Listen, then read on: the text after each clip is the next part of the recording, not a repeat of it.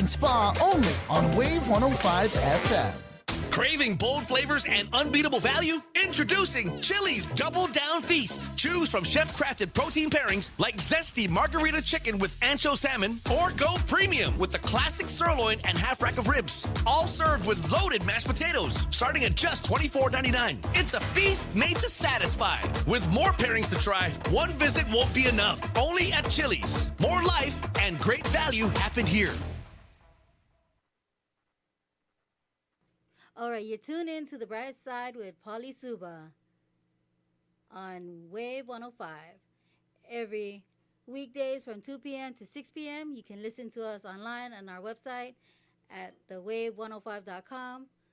Watch us on YouTube on Wave 105 FM Guam.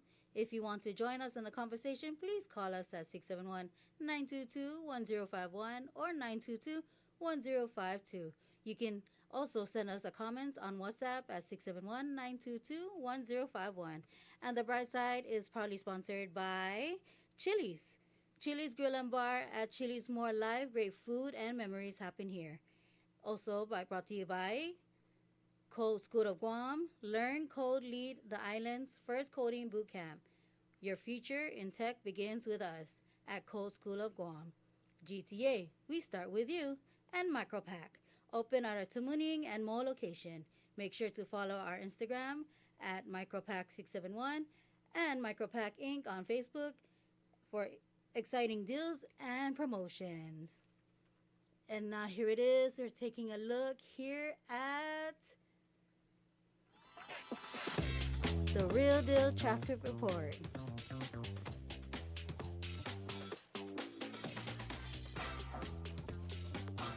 And as I see here, it looks like free-flowing going around the whole island. So still, buckle up the sexy seatbelt and drive safely. Taking a look at the traffic advisory. Construction activities will continue along Route 10 between the Route 4 intersection to Thai Road there will be intermediate lane closure between 9 a.m. to 4 p.m. Monday to Friday and 7 a.m. to 4 p.m. Saturdays. Motorists should expect delays and drive with caution. And that is your Real Deal Traffic Report. Now time to get into the show with Brightside with Pauly.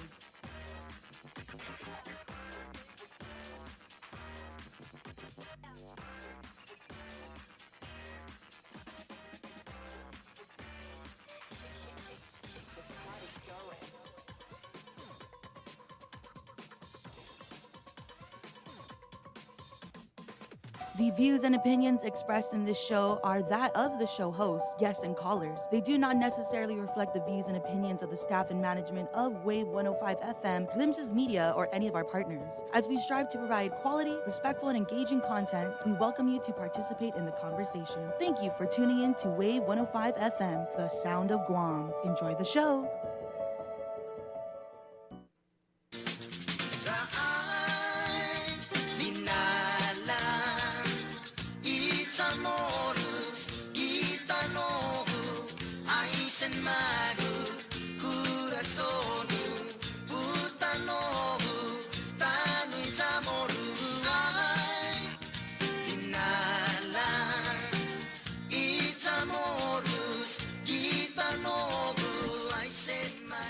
Welcome to another Bright Side here on Wave 105. Biba Lunas, it's Monday, August 25th. Here's our number, 671-922-1051 or 1052. We're online, thewave105.com, as well as our YouTube channel, Wave 105.1 FM Guam. You good over there, Queen? Yes. What's wrong? I'm by myself. No, you're not. Me and you. We're tag teaming this whole thing. Yes. We are on YouTube. Let me just double check your work here. Yeah, we're good. I hear me laughing. So we're good. Why are you nervous? Were you this nervous when you first did your show on Power? Yes. Your very first show? When was it? What time? That was midnight. It was at midnight, right? Yes. Okay, so we were still doing the whole midnight thing, right? Yeah. I was when I look back at it, I am super grateful for those midnight shows. Yes. Yeah, Because during my show, everybody's still sleeping. yeah, and then you can air check yourself, and then when you listen back, you're like, thank goodness everyone was sleeping. You can kind of like hone in on your craft and whatnot, right? Yeah. Anything? Did you watch any football? I watched only the highlights. Preseason is what it is. Please do tell me. I don't. I only watched. You don't have a football team? 49ers. Heck yeah! There you go. You scared me a little bit there. We beat the Chargers, Ooh, but yeah. it's still only preseason, True. So I was looking at what are the hot takes? What are people saying about this year? We look good. Our schedule's weak. That's why. Very weak. So we have no excuses. We got a weak schedule, so we got to put pressure on ourselves. I think that if we don't win our division, we should be very close. The problem is if we don't win our division, there's a very good chance that we don't even make the playoffs. So that's why I say with the schedule that we have, we should be able to win our division. I think just looking at the schedule. Yeah. Philadelphia Eagles are still favored to win. They beat the Kansas City Chiefs, right, in the last Super Bowl. And so the Chiefs still look good. They're contenders. But the Baltimore Ravens are a team to look at. Lamar Jackson is there still, and I think he's got a chip on his shoulder. And so I would not take my eyes off of Baltimore this year. There's a good chance that they could. I was super irritated because I was at school today. I was like, oh, back to school. Oh, it was good, though. Stephen Youngblood, who is a professor at East West Center, he was providing us a workshop or a class. It was class on social media and podcasts, and then also something called peace journalism, which I really learned a lot from. It's basically, just remembering to your ethics in journalism, try not to do more harm, right? And so you're there to report the news, not escalate it. Yeah, so I learned a lot. But he kicked off with talking about the Kansas City Chiefs, how they're the Grays. I'm like, I don't even know why I'm here. I'm shutting down now. Like, I have to listen to this nonsense. game over. And that's why I was like, well, it's probably what your audience feels like when you talk about the 49ers. They also shut down. So I'll be a little nice and say, and open the door for people that are fans of other teams, right? But I'm going to be biased. The San Francisco 49ers are very special to me because it's one of those things where it's blind loyalty. You're allowed to have blind loyalty when it comes to sports, right? True. They can do no wrong, or only we can criticize, nobody else. Not a Steeler fan, how you don't get to criticize us. Not a Patriots fan, right? And definitely not a Kansas City Chief fan, because I'm like, where have you been, Kansas City Chief? Like all of a sudden, you actually look like you are. If I look back at your social media posts, you were recently a New England Patriots fan. You forgot to delete those Tom Brady posts. My question to you is, were you born into the San Francisco? Yes, I was born into it. That's Same why. here. That's why it's blind loyalty. Born into it. And I've got and it's crazy because I have family members that were also born into the Oakland Raiders. And so already that's a rival within family. Oy. And so, It's just like Dice. She's a 49ers, Yeah. but her sister is a Chief. see? Yeah. So it was my older brother that was into Joe Montana and Jerry Rice. So I was growing up. Who my hero is, my older brother, and that's all he talked about was Joe Montana, Jerry Rice, Roger Craig, and so I am also a 49er fan, and I never changed since then. And it's been an uphill battle. It has been pretty dramatic, but there's just something about the Niners, like it's just, you know, bang bang, Niner gang, all of that. It's just like a culture. And so when and call me biased, when I look at some of the other what other fan bases are doing, I'm just not I'm not buying into it. Yeah. So I'm excited for this year for sure, but the Washington is it the Commanders? It's still the Commanders, right? So Deebo Samuels, you remember him? I mean, he was our guy. Yes. He was our workhorse, right? He was a receiver, and sometimes he was in the backfield too. And he was taking he would sometimes be off. He would be off to the left for the Wildcat, and he would just run over fools. But he's over at the Redskins now, or Commanders, Washington Commanders.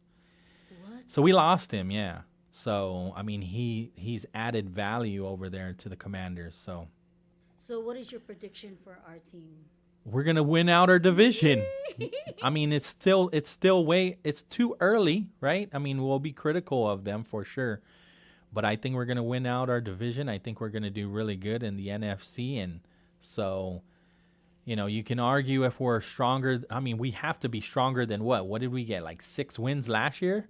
I mean, our entire team was injured, right? That is so true. Yeah, Yes. Christian McCaffrey's back, so we're anything.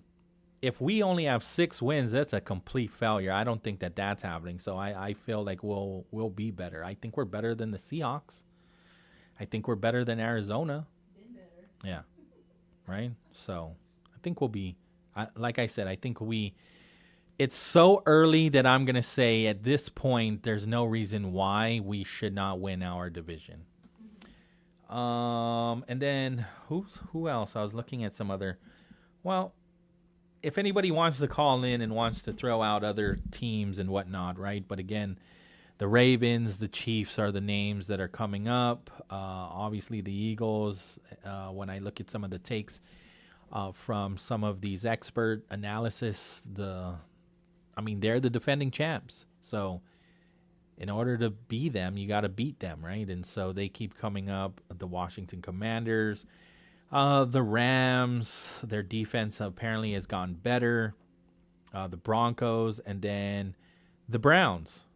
The Browns are looking good too, right? And then you've got the son of Deion Sanders, who I don't know if he's even going to start, to be honest with you.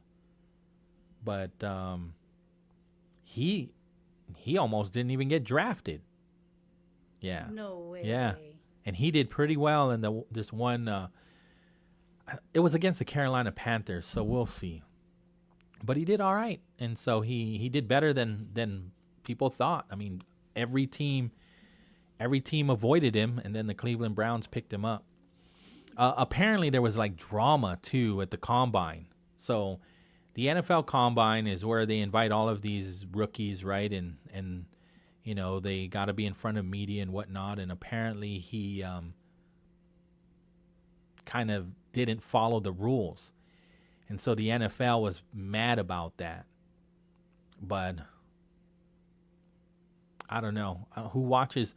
Does anybody watch the Combine? I mean, you got to really nerd out to watch the Combine. I watched it a couple times, and I'll tell you, I'll just be honest with you. I haven't watched it since, you know, and all of these different things that they do on the field and whatnot. I don't even watch the Pro Bowl anymore. I haven't watched a Pro Bowl in years. I just like the halftime.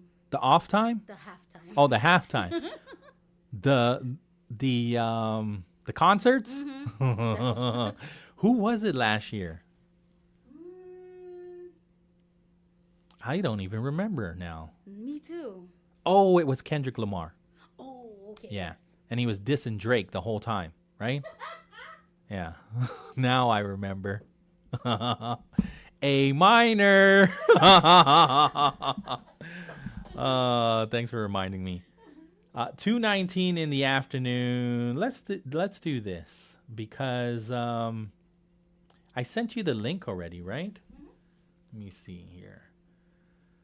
The Guam Guide put out a new show called it's a docu-series called Homegrown, and they have put out their first episode. So you would go to guamguide.com. Obviously, we're not going to play the whole thing. I think I sent you the timestamp. And the first episode is with owners of Local Jerk, veteran owned. Marvin Crisostomo and his wife Christina Crisostomo, right? And so if you've ever had the Local Jerk Denancy, I love yeah, it. yeah, absolutely, right? It's so good. And the beef jerky, you gotta have it. And there's different flavors too. And so it's basically telling their origin story. They share the real story behind their flavorful brand, how it started, the struggles they faced, and why keeping it 100% local matters. And so again, you can go to theguamguide.com/homegrown, and you should be able to find it. If even on the landing page, if you just go to theguamguide.com, right up top right hand side, it says Homegrown. You click on Homegrown. It'll tell you a little bit about the docu-series and then who they are featuring, right? And so there's one episode so far. Episode 1 is Local Jerk, and Homegrown celebrates the entrepreneurial spirit that makes Guam truly unique. Real stories, real people, 100% made in Guam. And so we're just going to fast forward to the tail end because that's like the most inspirational part. And basically, Marvin and Christina are just saying, you know what, if you have a dream, if you have a vision, just go for it. And then the money will follow, right? And so we'll play it. Yeah. It's all. I think we only got, it's like a minute and a half. I don't want to play it all.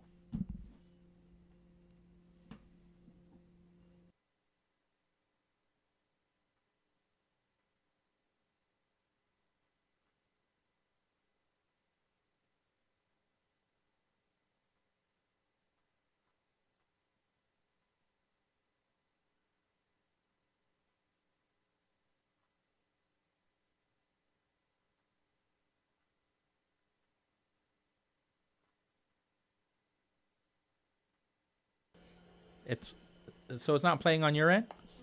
Hold on. Sorry, not on my end. Let's try.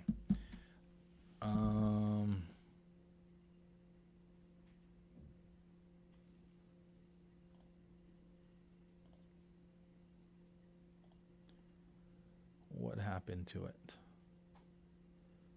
So if I click here, it's down at the bottom, right?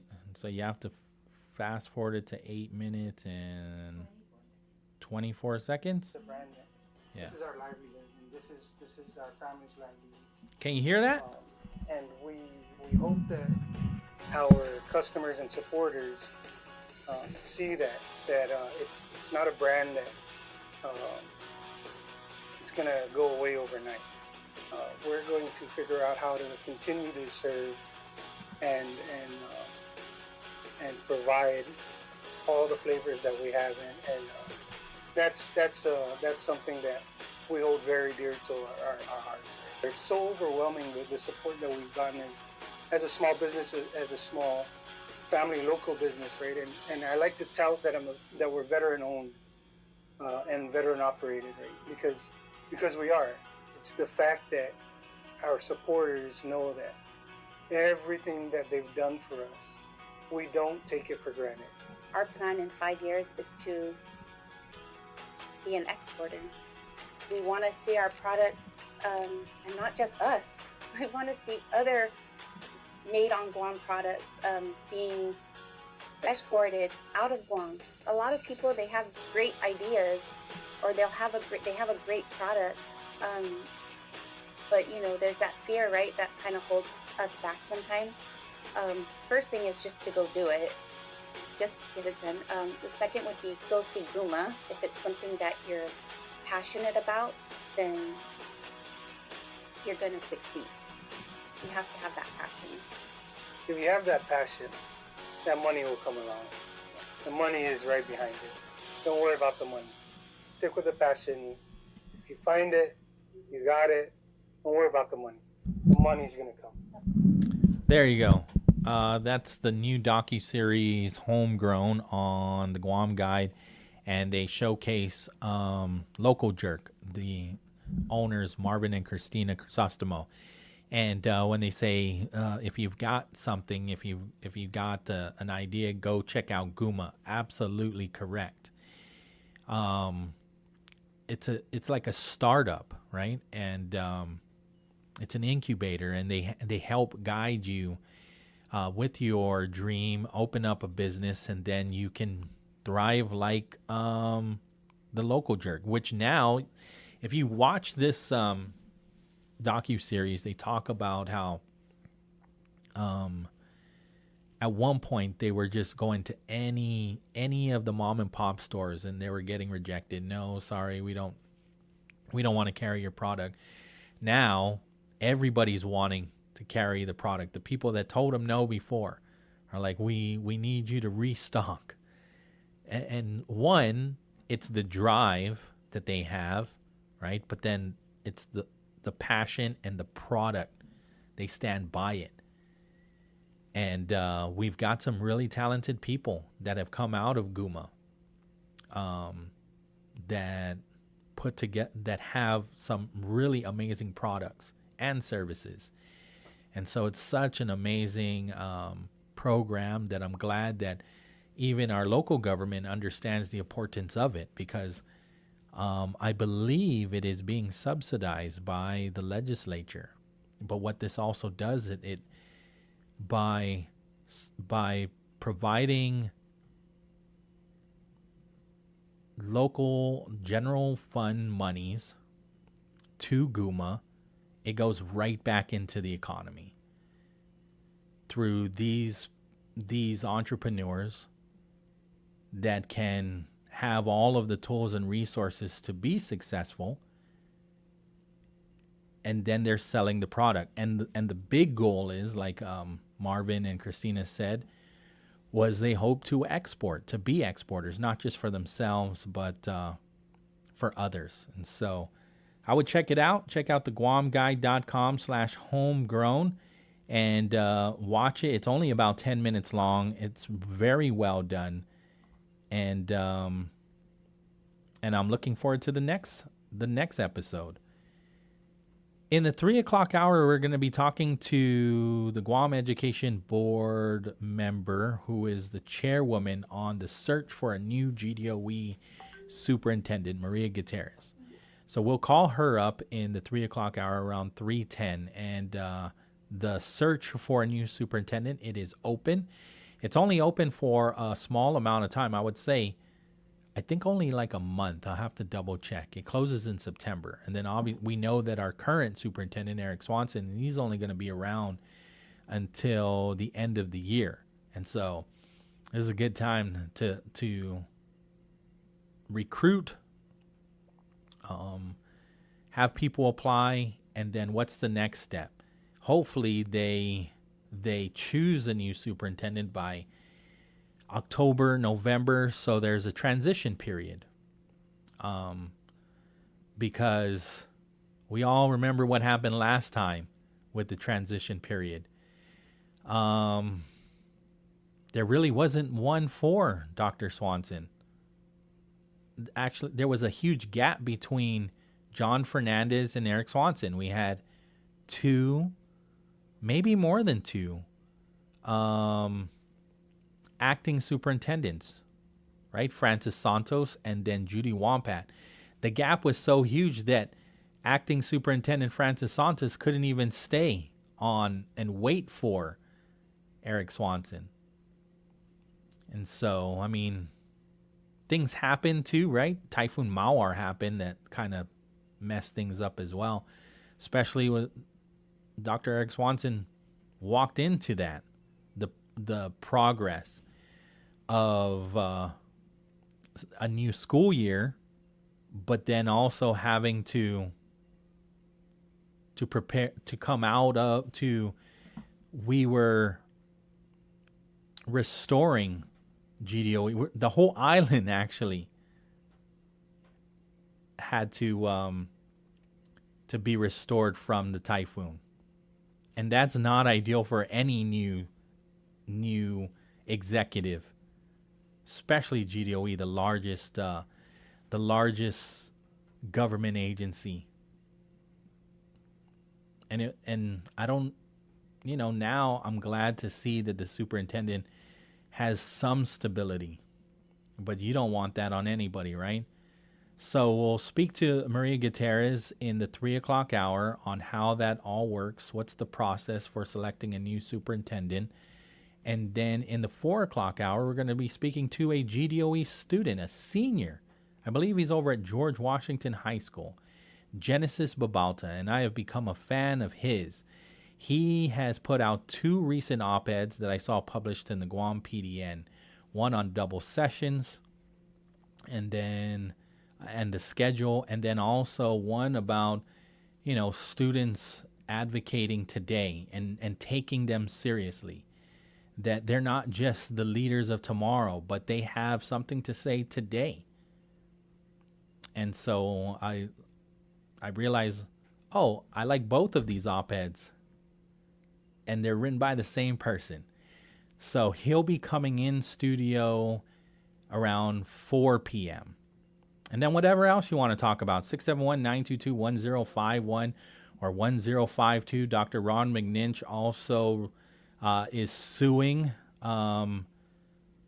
to basically get rid of the primary election. There are things that I agree with him on that, and we can break that down too, right? Once again, 671-922-1051 or 1052. We're online, thewave105.com, and our YouTube, Wave 105.1 FM Guam. You cool? Yeah. Yeah. Okay, we'll take our break. Mm-hmm. Wave 105, be balloonist. CBS News Brief. Kilmar Abrego Garcia may be out of jail, but he may soon be escorted out of the country, says CBS's Christian Benavides. The Trump administration is vowing to redeport him to the East African country of Uganda, which has agreed to accept some U.S. deportees. Police say a bus carrying junior high students rolled over today near Pittsburgh. CBS News Pittsburgh's Lauren Linder says more than 20 kids and the driver were taken to the hospital. A source close to the investigation tells KDKA they believe all were off when first responders arrived, with EMS crews transporting one by air and others by ambulance. The fight isn't over in Texas after the legislature approved a bill to redraw congressional maps to send more Republicans to the U.S. House. Here's Rice University political science professor Mark Jones. Democrats will begin a challenge to these maps under the Voting Rights Act, and it will work its way through the courts, but it will do so very slowly. CBS News Brief. I'm Christopher Cruz. Think you got what it takes to win? Tune in every Friday on Wave 105 FM with Patty Arroyo for the Hilton Trivia Challenge. Test your knowledge and you can score dinner for 2 at the Hilton Guam Resort and Spa. It's brought to you by the Hilton Guam Resort and Spa only on Wave 105 FM. Lace Up Guam, the first Run for Wishes event is happening at Leo Palace Resort on September 13th. Select your distance from 2K, 5K, 10K to half marathon to participate in this powerful event. Race package includes finisher tees, visors, socks, and medals, plus cash prizes for the top finishers. Proceeds from the event benefit the Make-A-Wish Foundation, Guam, and CNMI. Presented by Leo Palace Resort, Clutch, Power 98, Wave 105.1 FM, Route 99, and Protection Concepts Unlimited, with support from our community sponsors. Sign up now to help wishes become reality through your step-by-step participation. Hafa Adai at Wave 105 FM. We want to talk. We want to talk about the things that are important to our island and our community, and we want to talk with you. If you want to join the conversation, if you want to chime in, we welcome it. We welcome all points of view, all thoughts, all perspectives. Call or WhatsApp us at 671-922-1051. If that line is busy, then call us at 922-1052. This is Talk for Everyone. Thanks for listening to Wave 105 FM, the talk of Guam.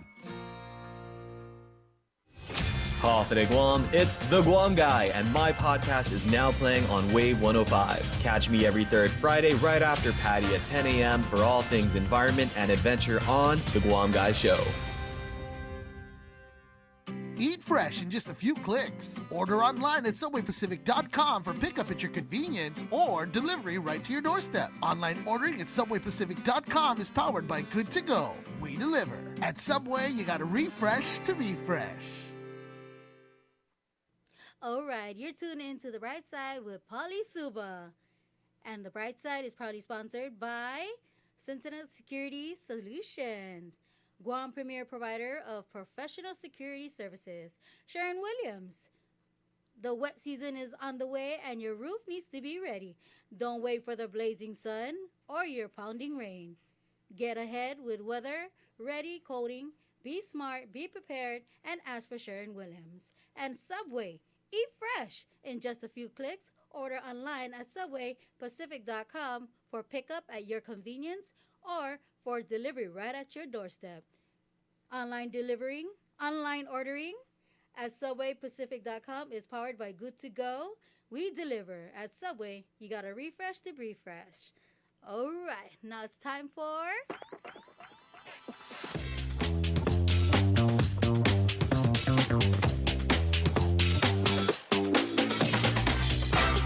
your real deal traffic report. And for this hour, if you're looking at Hagana, we have a build-up coming up over there, a congested area. If you're coming down towards McDonald's, going towards I would say the Hagana Shopping Center area, going around there, that is slowly picking up. And as well as Barragata as well. If it's from the Barragata Heights, because it's due to a one-lane closure, it will be a delay for you. But woo, Pauly, this traffic report. Your girl Nene is still learning. I'm here. Don't worry.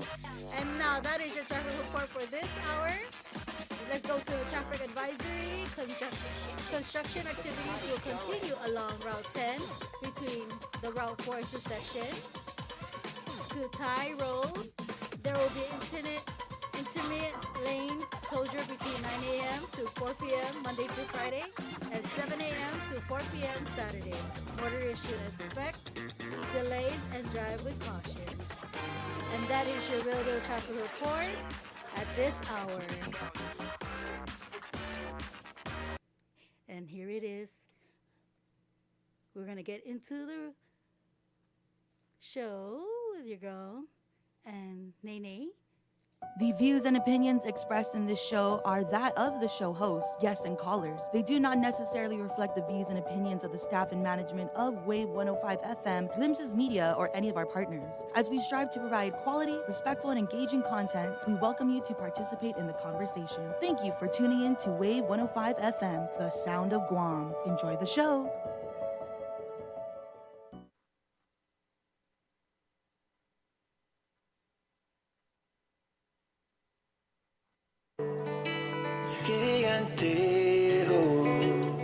Be my cradle, be my womb.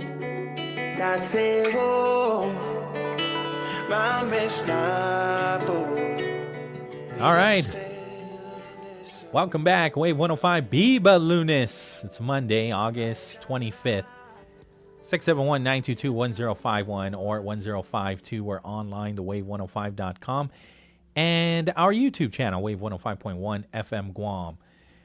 Nene, how do you get here? You go through Route 16, right? You go through the tri-intersection? How do you get to work? Is that the Barragata? Yeah. And then you pass the post office on your left-hand side and National Guard on your right-hand side. And then you start to see, you start to feel the traffic build up there, right? The congestion starts to build up because what's happening. Well, even past that, right? The reason why there's congestion is because it looks like there's a water leak there.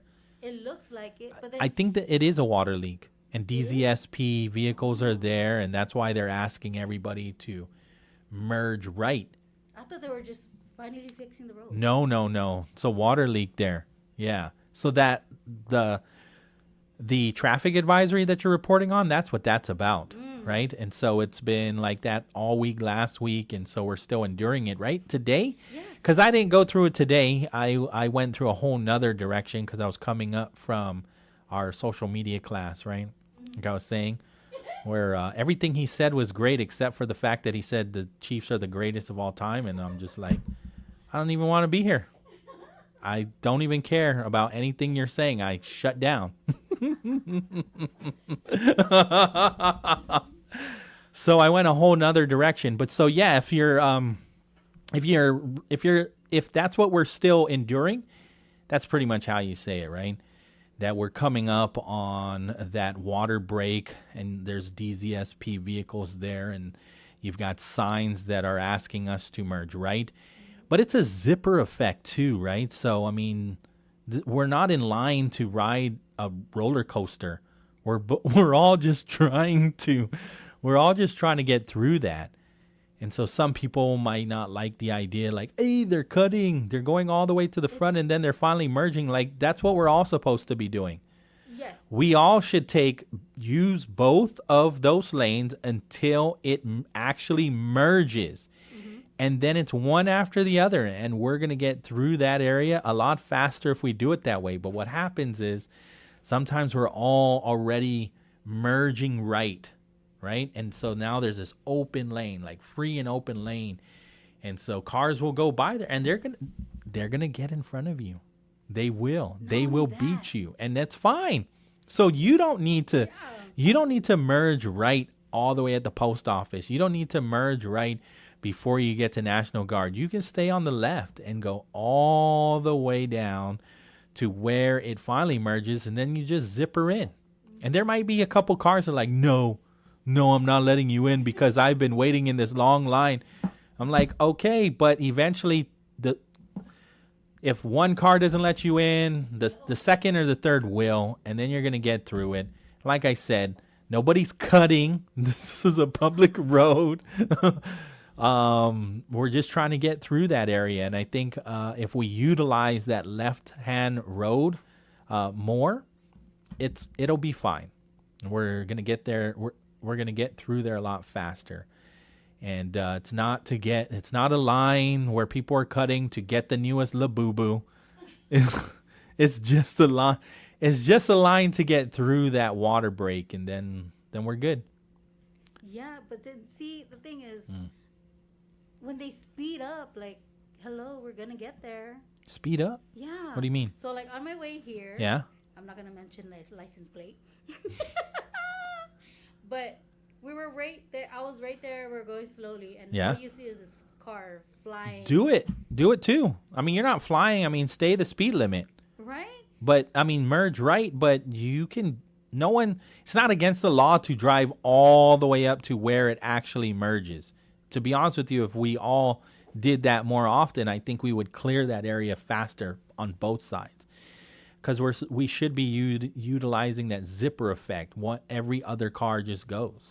Rather than creating this long line, upsetting people that are 50 cars back and watching, cars that are going to go past you, and they will get through there faster than you. So it's okay. You can also be the car that drives by all of the people that are in the back of the line. Because again, like I said, when you get through there, nobody's giving you any labubu. It's just you getting through there and moving on with your life. So it's okay. Okay, 2:43 in the afternoon. Let me see here.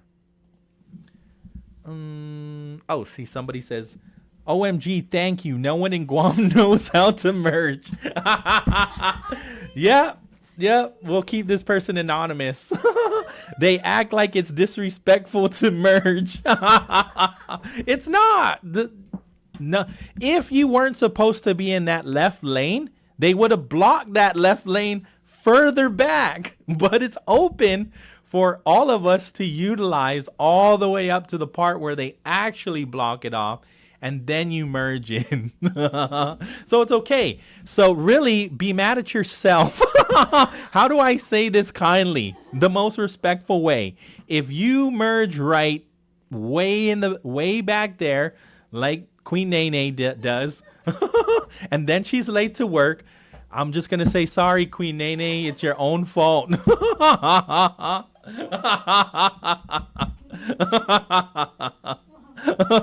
You don't have to merge right all the way back there at the tri-intersection. You don't have to stay on that right side.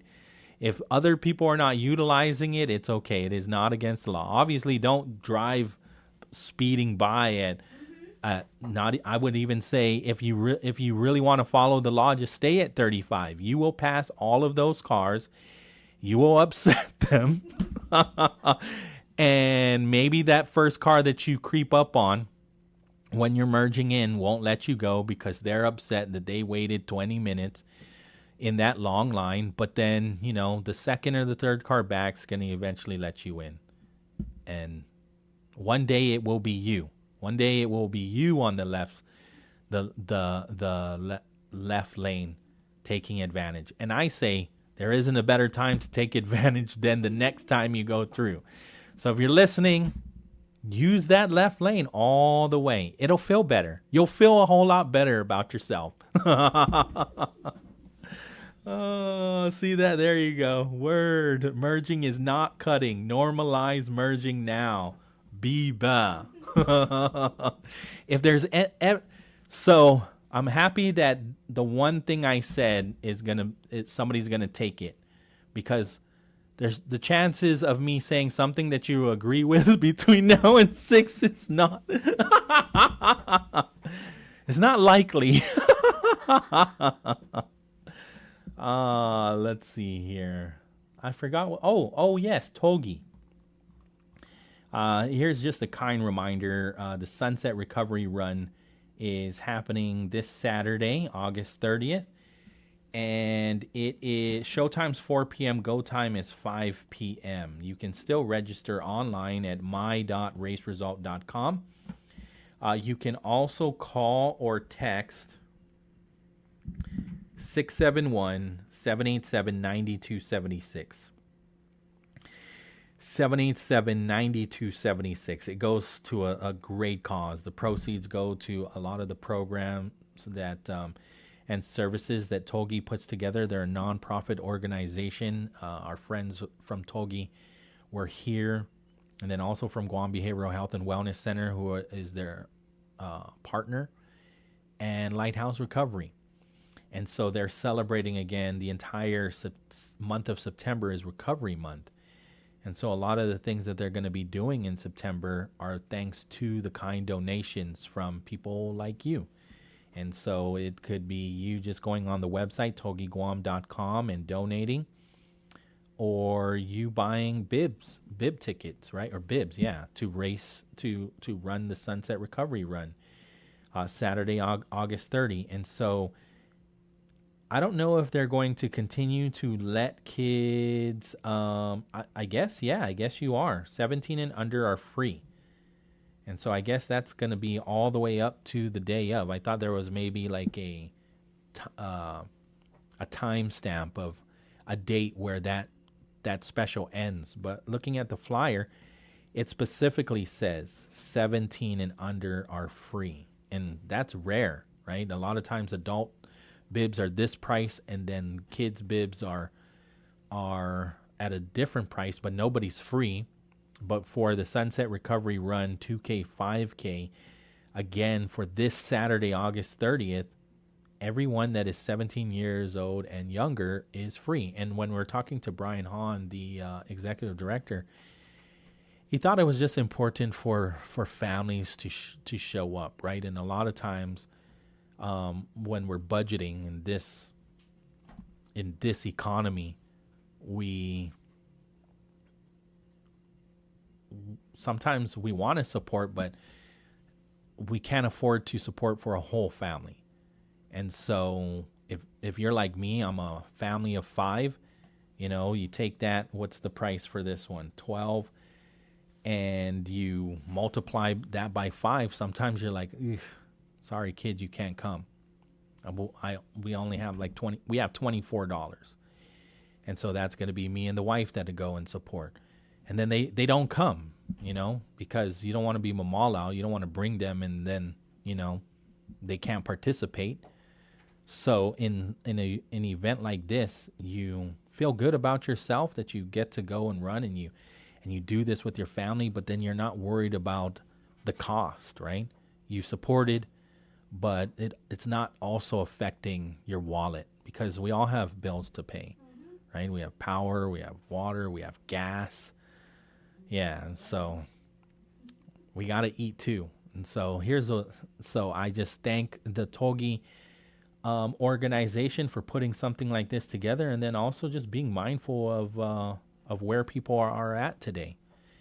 Again, you can find the information on togiguam.com. That's TOHGE Guam.com. It stands for, it's actually an acronym for Transforming Ourselves Through Healing, Growth, and Enrichment. So again, you can get more information on who they are at togiguam.com. And then if you would like to know more information on this race, again, it's this Saturday. Show times at 4 and then go times at 5 p.m. Here's a number, 787-9276, 787-9276. Something else that's happening over the weekend is Jesus Christ Superstar. Have you ever watched it? You can watch it on YouTube if you want. It's whole like Broadway. It's a musical. Ooh. Yeah, and it's about the life of Jesus and his last days. Yeah. And so it's basically rock music too. Yeah. It's cool. It's really cool. And what's even more cool is this is World Theater Productions putting it on. And so the people that are performing, they're all local. So who played the role of Jesus? Nolan Munya. He was here. I interviewed him. Ooh. Yeah. And he looks like Jesus. Ooh. Yeah, it was kind of strange. See, he was sitting right here. And I'm like, my goodness, I don't even want to make eye contact with them. I was like, I have sinned so much and you know it too.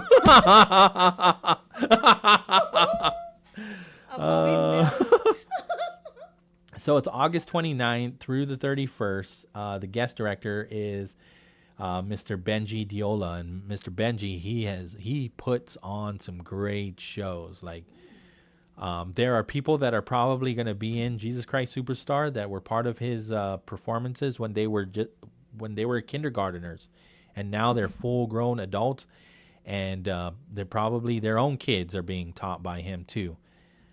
His home is still here, but he splits his time between the Philippines and Guam. Yeah, he puts on some great performances, right? And so a lot of people even the business community will look to him to choreograph or put together performances for like their galas. And so I'm excited for this one. So it says, what is Jesus Christ Superstar? So if you go to Guam Philharmonic .org/Jesus Christ Superstar, right? It's the story of the last week of the life of Jesus Christ as he leads his followers into Jerusalem, told through the eyes of the apostle Judas. And we all know who, betrayed him, right? Judas believes wholeheartedly in Jesus' message, but he is concerned that their movement is losing its focus and that it will be seen as a threat by the growing Roman Empire. In an attempt to address this, Judas turns to the priests of Judea who do feel threatened by the growing movement and convince him to help them bring an end to Jesus' influence. Jesus hosts a Last Supper with his followers at the temple where he reveals that he knows a betrayal is coming and then goes to pray for strength. And so begin the trials of Jesus as he is betrayed, arrested, and left to the courts of Pilate, Herod, and the bloodthirsty mob. Yeah. And so I honestly, I can't wait for this. Just seeing who is... There are some very recognizable people in our own community that are going to be performing. Yeah. Where at? At the University of Guam. Ooh. And tickets are only like $25. Well, I want to go. Yeah, general admission. So Friday, 7:30 p.m. Saturday 2 p.m., Saturday 7:30 p.m., Sunday 3 p.m., and then I'm going to the 7:30 on Sunday, because that's the same day as the what do you call it, Labor Day picnic. Oh yeah. Yeah, the Gov Guam Labor Day picnic. You got to go.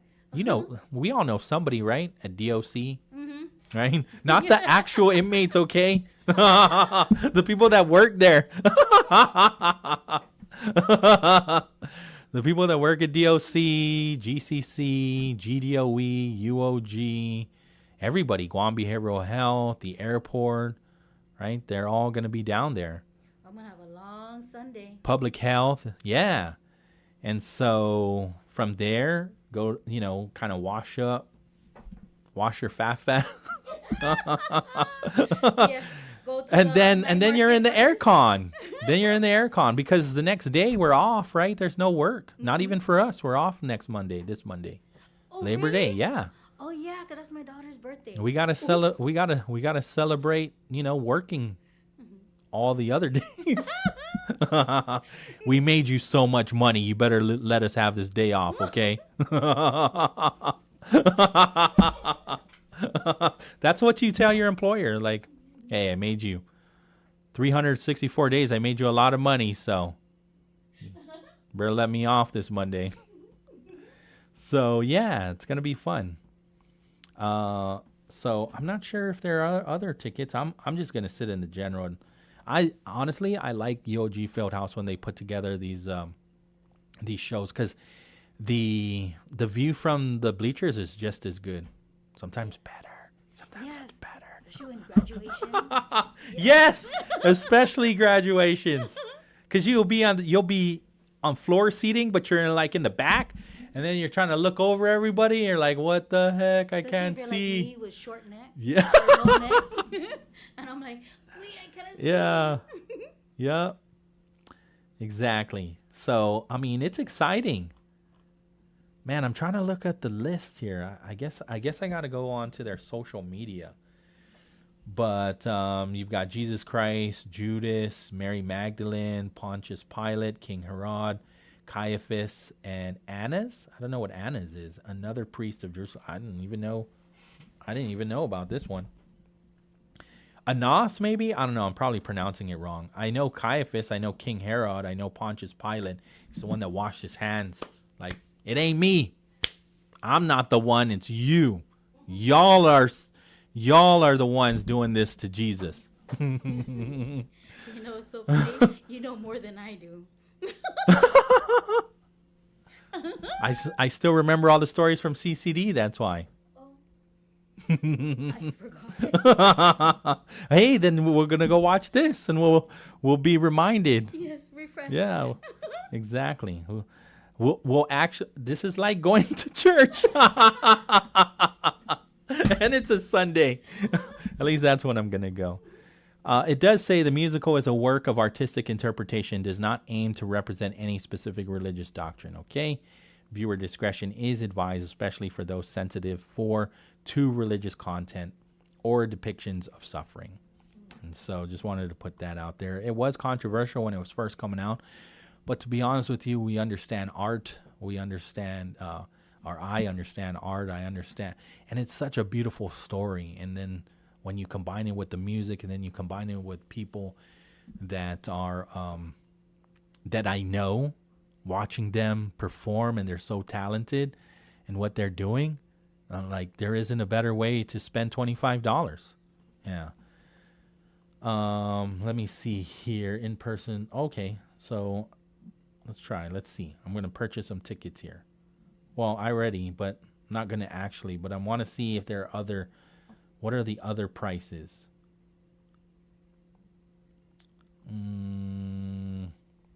Buy your tickets. Let's just try. Also Sunday. August 31st. Buy tickets. Oh, there's still plenty tickets available for you. Yeah. Even the floor seating, they're still available. Show prices. Okay. General admission $25. What's the Buzz is $55. And then Superstar front row $100. So if you want to be at the front, it's $100. it looked like on Sunday there's a few front row left. Yeah, there's a decent amount of front row tickets left. So there you go. Again, GuamPerformingArts.com. No, that's not it. Go to GuamPhilharmonic.org.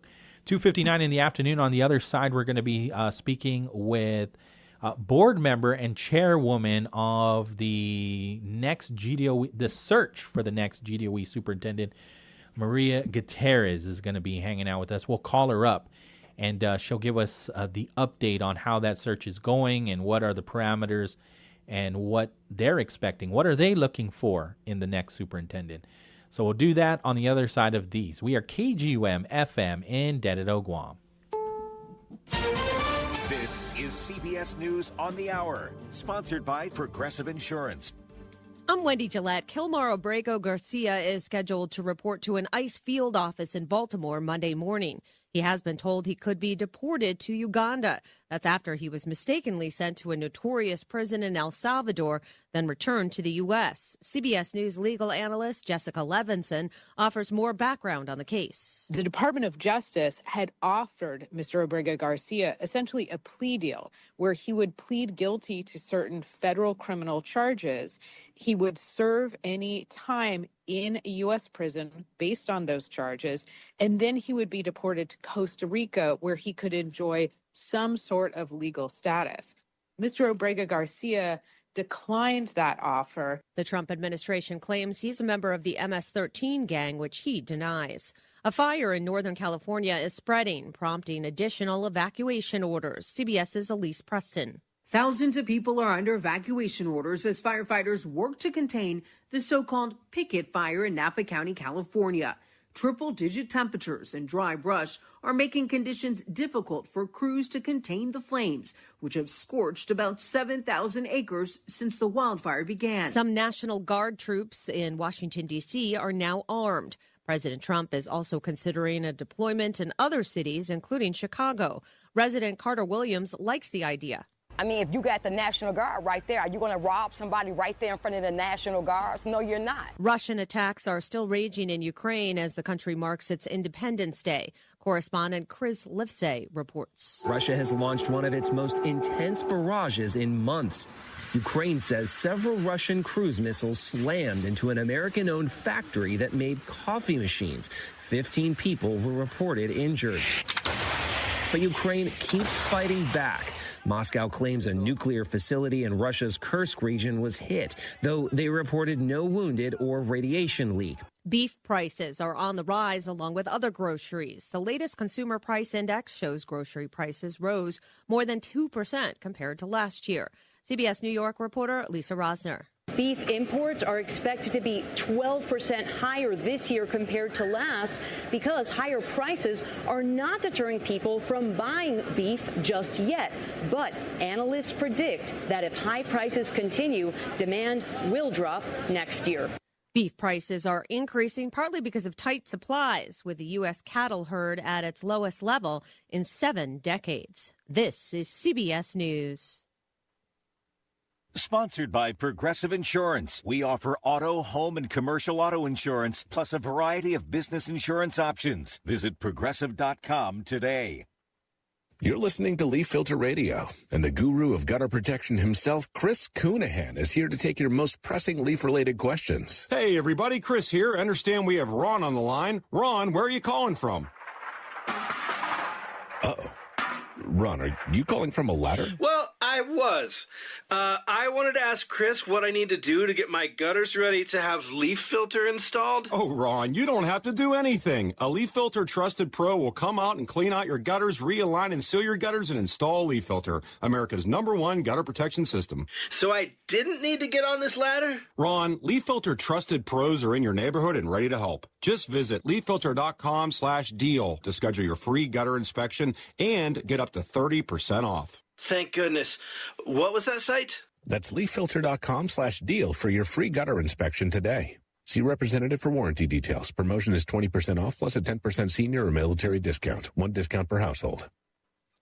The Women's Professional Baseball League launches next year. Says girls can't play baseball.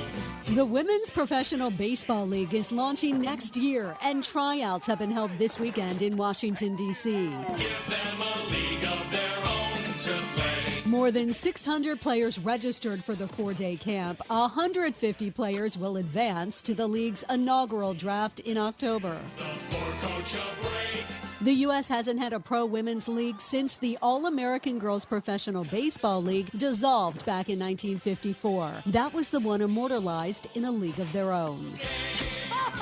Stacey Lynn, CBS News, Washington. A rare human case of screwworm has been detected in Maryland. The flesh-eating parasite can devastate cattle herds, eating them alive. Sources tell Reuters it was identified in a person in Maryland. Wendy Gillette, CBS News.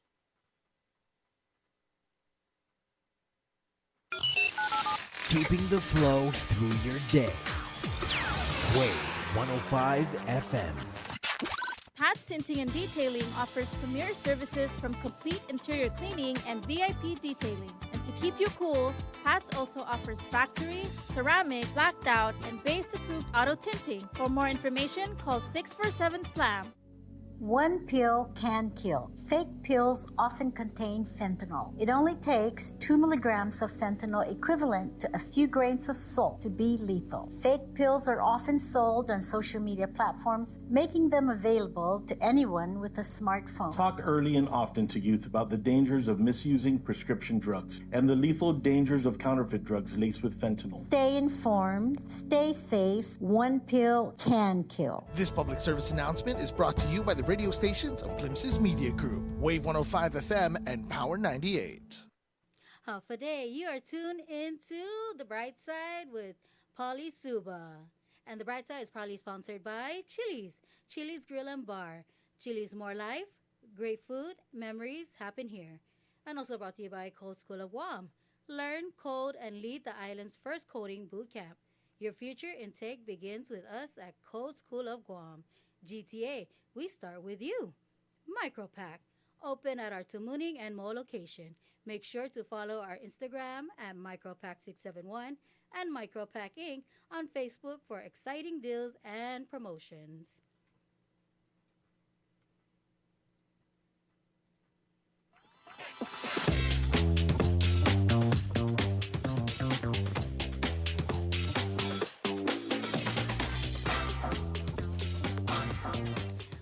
Okay, time to take a look at our real deal traffic reports. And we have, if you're coming from Barragata going up towards Barragata Heights, please be careful. We got congestion area over there due to one-lane closure. So buckle up the 60, like Pauly said, buckle up the 60 seatbelt and drive safely. With that said, let's take a look at our traffic advisory. Construction activities will continue along Route 10 between the Route 4 intersection to Thai Road. There will be intermittent lane closure between 9 a.m. to 4 p.m. Monday to Friday and 7 a.m. to 4 p.m. Saturday. Motorists should expect delays and drive with caution.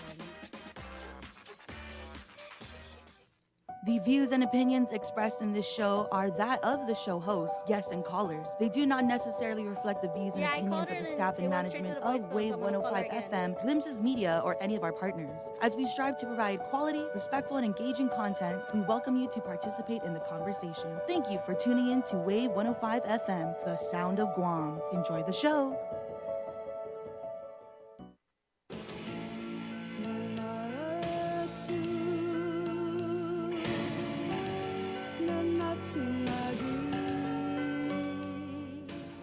All right, welcome back.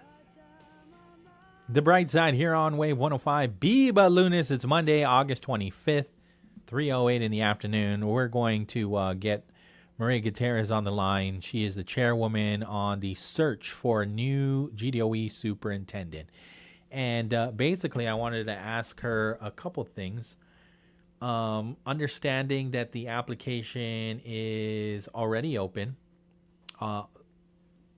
And I think it opened today, if I'm not mistaken. And then it closes September 19th. Then there's going to be a screening. September 22nd to the 26th. Then there will be interviews and then a final selection on October 21st. And then a contract approval. Okay. Oh, and then that's what I was wondering too.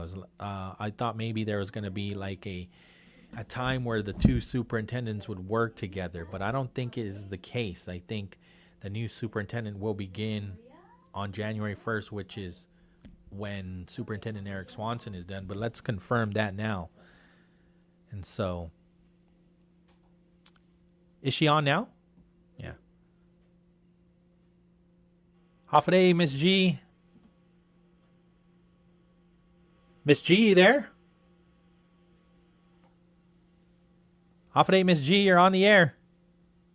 Good afternoon. Good afternoon. Thank you so much for the opportunity to learn more about the search. And if you can just correct me if I'm wrong, the application process is open now. You're taking applications and then closes on September 19th? That's correct. The announcement started this morning as of 8 o'clock. Yeah. And it will run to Friday, September 19, 2025 at 5 p.m. And then what happens after that? There's a screening that takes place from all of the... Yeah. Yeah, there is a five-step process, and that it will start with, the job announcement starts today to the 19th. Then after that, we will have an application screening from September 29 to the 3rd. This is, and right now, as the HR administrator, Mrs. Kat Ada, receive in a sealed envelope or through an email that goes directly to her and myself, she will stamp receipt that sealed envelope and put it in a box that's secured in her office. Then she will, if it's in person, she will give that individual, the person that came to submit the application, a stamp receipt that on this date you submitted your application. Miss Ada is not going to open the envelope. She will stamp the envelope outside. Got it. That's the process. Then, then we will have the screening, which will be September 29th to October 3rd. Okay. At that time, on the screening, so with this search application, Miss Ada is the point of official and the point of contact at HR. She will be responsible, and then she'll place that, the application in the box. Then the screening we will be screening. That's when we open the box. She and I, or if the other two committee members are available, because they're instructor over at UG. We will open the box and we will take out all the application. And when we open the application, we also stamp that application the date that we open. And we will be screening based on the job announcement. One are all the documents that were required was submitted, and to go over whether the applicant is eligible. Okay, so that's the time that we will know really who are the applicants. And then we, as we review as we are screening the application, it might be that an applicant may not be eligible. Then what will be happening is that HR, Ms. Ada, will prepare a written documentation to every applicant of the result of their application. Acknowledgement receipt will also be filed with the application when we receive. So in the event that there are applicants that are not eligible, did not meet the requirement for the position, there's an appeal process. They can appeal, in writing within 10 days after receipt of the written notification for the result. As to the questioning their why they're not eligible, and then to the search committee. Failure to provide the required documents by the application deadline will not be appealable. So if they don't submit all the required documents by September 19, then they cannot appeal that. Right. But there might be instances where, we find out that this applicant did not meet based on there's mandate of a law. Then they will be informed, and if they want to challenge that or appeal that, they can appeal it to the search committee, and then we will, forward this also to the board as a whole for their final disposition. Because right now, I just want to make this clear because I know during the board meeting, we had board members who were asking who are eligible to apply. This position is open for anyone to apply, regardless whether you're working for DOE or you are not working for DOE, or question was about sitting board members. Right. Everybody will be eligible to apply. Okay. When we screen the application, that's when we'll find out whether they are qualified or not. Then I know that you're going to ask me this question, so I'll be ahead than you. Okay. Yes. Mrs. G is at the age that she's faster, right? Yeah. Okay, just a joke. There's a Title 4 Guam Code annotated. Yeah. Section 2104, A and B, conflict of interest. So it listed about directors, administrators. So this was what board members were asking Mr. Chair to request for AG's opinion. And Mr. Sablan did already provide a request to the AG for guide opinion on this Guam Code annotated Title 4. So he's awaiting. Once we get that, he will not issue that to the board until we open all the application. And if we have anyone there that is under that category that is not qualified, then that's when we prepare the letter of notice to the applicant. Right. Okay. Then after that, we have the interview. We will set up the interview for all the applicants that are eligible. So we could. I know in the past years we did it like on a Saturday, so that all the applicants are there. But all board members, all voting board members will be part of the interview process unless they recuse themselves for any reason. Then from there, we will have the documents where they would put down their rating based on the answer of the question. We have 20 questions for the applicants to respond in 1 hour. So from there, when we will, after everything is completed, then we will request for the members to rank their 1, 2, 3. Then we go from there. But that's the initial.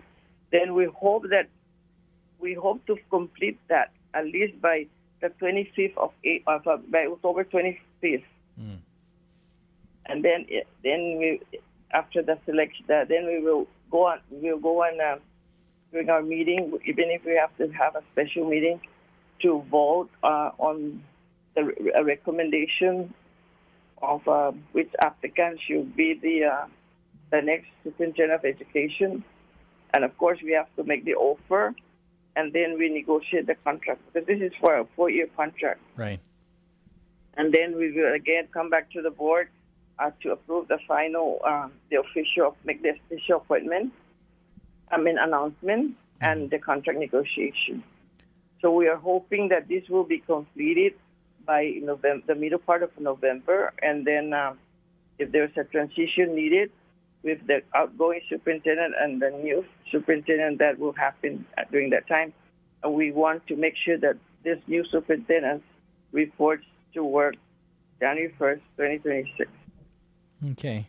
I know there was a gap between John Fernandez and Eric Swanson. And so I'm trying to remember why there was such a big gap. Okay, let me give you the history. Okay. When we announced the position, we had applicants. But based on the result of the interview, the committee recommended that we extend the announcement. And when the second extension is when we receive more applicants.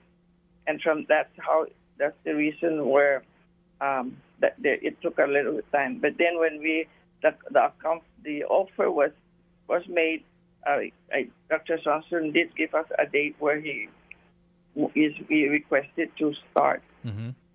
So that's why during that time we had two acting superintendents. Right. But it was my, and then that's why I gave my colleagues the timeline, because I want to make sure that we do not repeat what happened in the past, because that's what they're saying. Let's not again have that, that we have to wait too long. So hoping, and I hope that when we set the interview dates, the board members are going to be available, because I just don't want to continue to carry this on, because we already know that his effective date of resignation is December 31st, 2025. Right. Understood. So we just want like a transition from the outgoing to the new one. But that one again, it has to be decided by the board. But the application is there. It's right. It's already published, and hopefully that everybody would apply. You can apply, Pauly. Yeah. You said open to anyone, right? But what Miss G, what are you looking for? What do you think the board is looking for, or constituents that have come to you and said, understanding that we're going to get a new superintendent on January 1st. So what are those qualities that we're looking for in our superintendent, whether they exist in the current one or in the past or not? So what we're looking for, and this is why, it's also in the job announcement, we're looking for a highly energized individual, eager to lead and manage the direction and development of one public school system of 39 schools. Remember, two are gone, right? Two, yeah. And approximately 25,000 students and 3,000 employees. And with the opportunity to guide and develop the island's human capital within the K-12. And also the leadership. What type of leadership do they have? How do they hold people accountable? Those are the issues that we're doing. How will they handle? Student achievement. That's the priority of the board. Is how do you move that needle where we are now as far as student achievement? Because I'll tell you, if you see the result, I for one am not too happy with the result, and it's 2 years and nothing. So how do you, as a superintendent, move that needle? Because for student achievement, and how do you promote the success? How do you collaborate with the key stakeholders? Communication. How do you bring this? How do you? Especially we have a diverse population of students. What is their experience in ensuring diversity, equity, and inclusions are all together there? That's what we need. A leader, a strong leader, and not to be afraid of holding people accountable. But this is where we need someone to hold people accountable. Because remember that our customers are the students, and we need to provide them the best education. So that's what we're looking for. And, that's one thing is they need to tell us what is their leadership style. Right. What is their previous or current employee? You can be in the department for 50 years, but what is your leadership? What is your vision to bring the Department of Education up, move that needle up more than 2% as far as student success? So those are the things that we're looking for. So I encourage everyone to apply. And like I say now, we don't know who are applying. We won't even know. Only Ms. Adai will know that whatever envelope she received, it will go into the box, receive an email. It will go straight to me and her. We won't know. But right now, we are not going to be able to disclose who are the applicants until we bring out the application. And then also we need to understand that some applicants may not want to be made known for fear that they're currently employee. Right. I mean, employee, right? So, Right. and I'll bring something up that in the last search, when we are doing the interview, one particular applicant said, didn't even want to come in to submit into the building to turn in his application. He asked HR to come up and take the envelope, ask for interview to be the last to be interviewed, give it 2 hours in between the last person to him. So we don't know. We didn't question why do you want to not be known, but we respect that. So we cannot just go out there and publicly say, also with, until we make that we bring those applications out, and it's up to the applicant. So we'll do, but we'll do the interview. I'm hoping that the board members will make themselves available. The times that the dates and the time, and this is why we're holding even Saturday, where everybody, nobody's working. Right. And then, so from there, but I am, thank you because I know I got a call already, and they said, oh, it's the process, this is the process. Everything is on the job announcement, and it really tells you what to do, what is required, when is your deadline, and from there.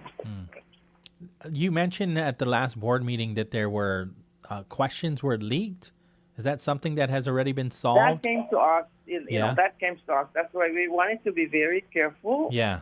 We wanted to be careful. We got that there were questions that came that there were the questions in the lab were leaked out, and that's why the only person that will know when we formulate the questionnaire are the committee members, and then when at the the EEO office, right? Because of course the EEO has to review the questions whether it aligns with the job what the announcement, and then at the day of the interview, those members that are not a member of the committee will be given the questionnaire, and that's from there. Right. We just want to protect this because we don't want that, because they have 1 hour, applicant has 1 hour to answer the 20 questions. During the interview, we will let them know that they need to face themselves, so we can, we're not asking for a lengthy response, but especially your leadership style. Right. What is yours? So that's what it is. So we want to protect this because, I know that this position is up for grabs, and we don't want anybody coming in that's like, hey, that person. And I just want to protect that person. I was on the committee. Right. That, it came to our attention, but we don't know who it comes from. Right. But, so we want to be fair, and that's why we're not closing this to that, oh, yes, I'm sorry because you work for DOE, you cannot apply, or you're a board member, you cannot apply. No, we will, or this and this. It's open to everybody. Questions is like, is this open to nationwide? You said yes, it's in the DOE website, so everybody can apply. But we will not stop anyone until we open that box with Ms. Ada and the two other committee members that as we screen, there is who applied, who didn't qualify. But Mr. Sablan is waiting. Did request for the ages opinion on that Title IV. And from there, because it was brought up by board members about, kind of sitting board members apply and can DOE employees apply. So based on that law will, whatever the response, then we take it from there. But right now, we're not turning down anyone. I mean, it's a highly stressful position, but there's a lot of rewards that go along with it. And so you've been part of the board for quite some time. You've been a stakeholder for quite some time. And so you see the importance of this role as superintendent. And so, the entire island is very critical of not just the superintendent, but GDOE especially, right? And so this role is very, very important. This role is very important, Pauly, because it deals with the education of our kids. Right. in also the involvement, the communication with the key stakeholders, the parents, the teachers, the community. How do you deal with elected officials? You know, how can it? And so, where is your focus? This person has to be able to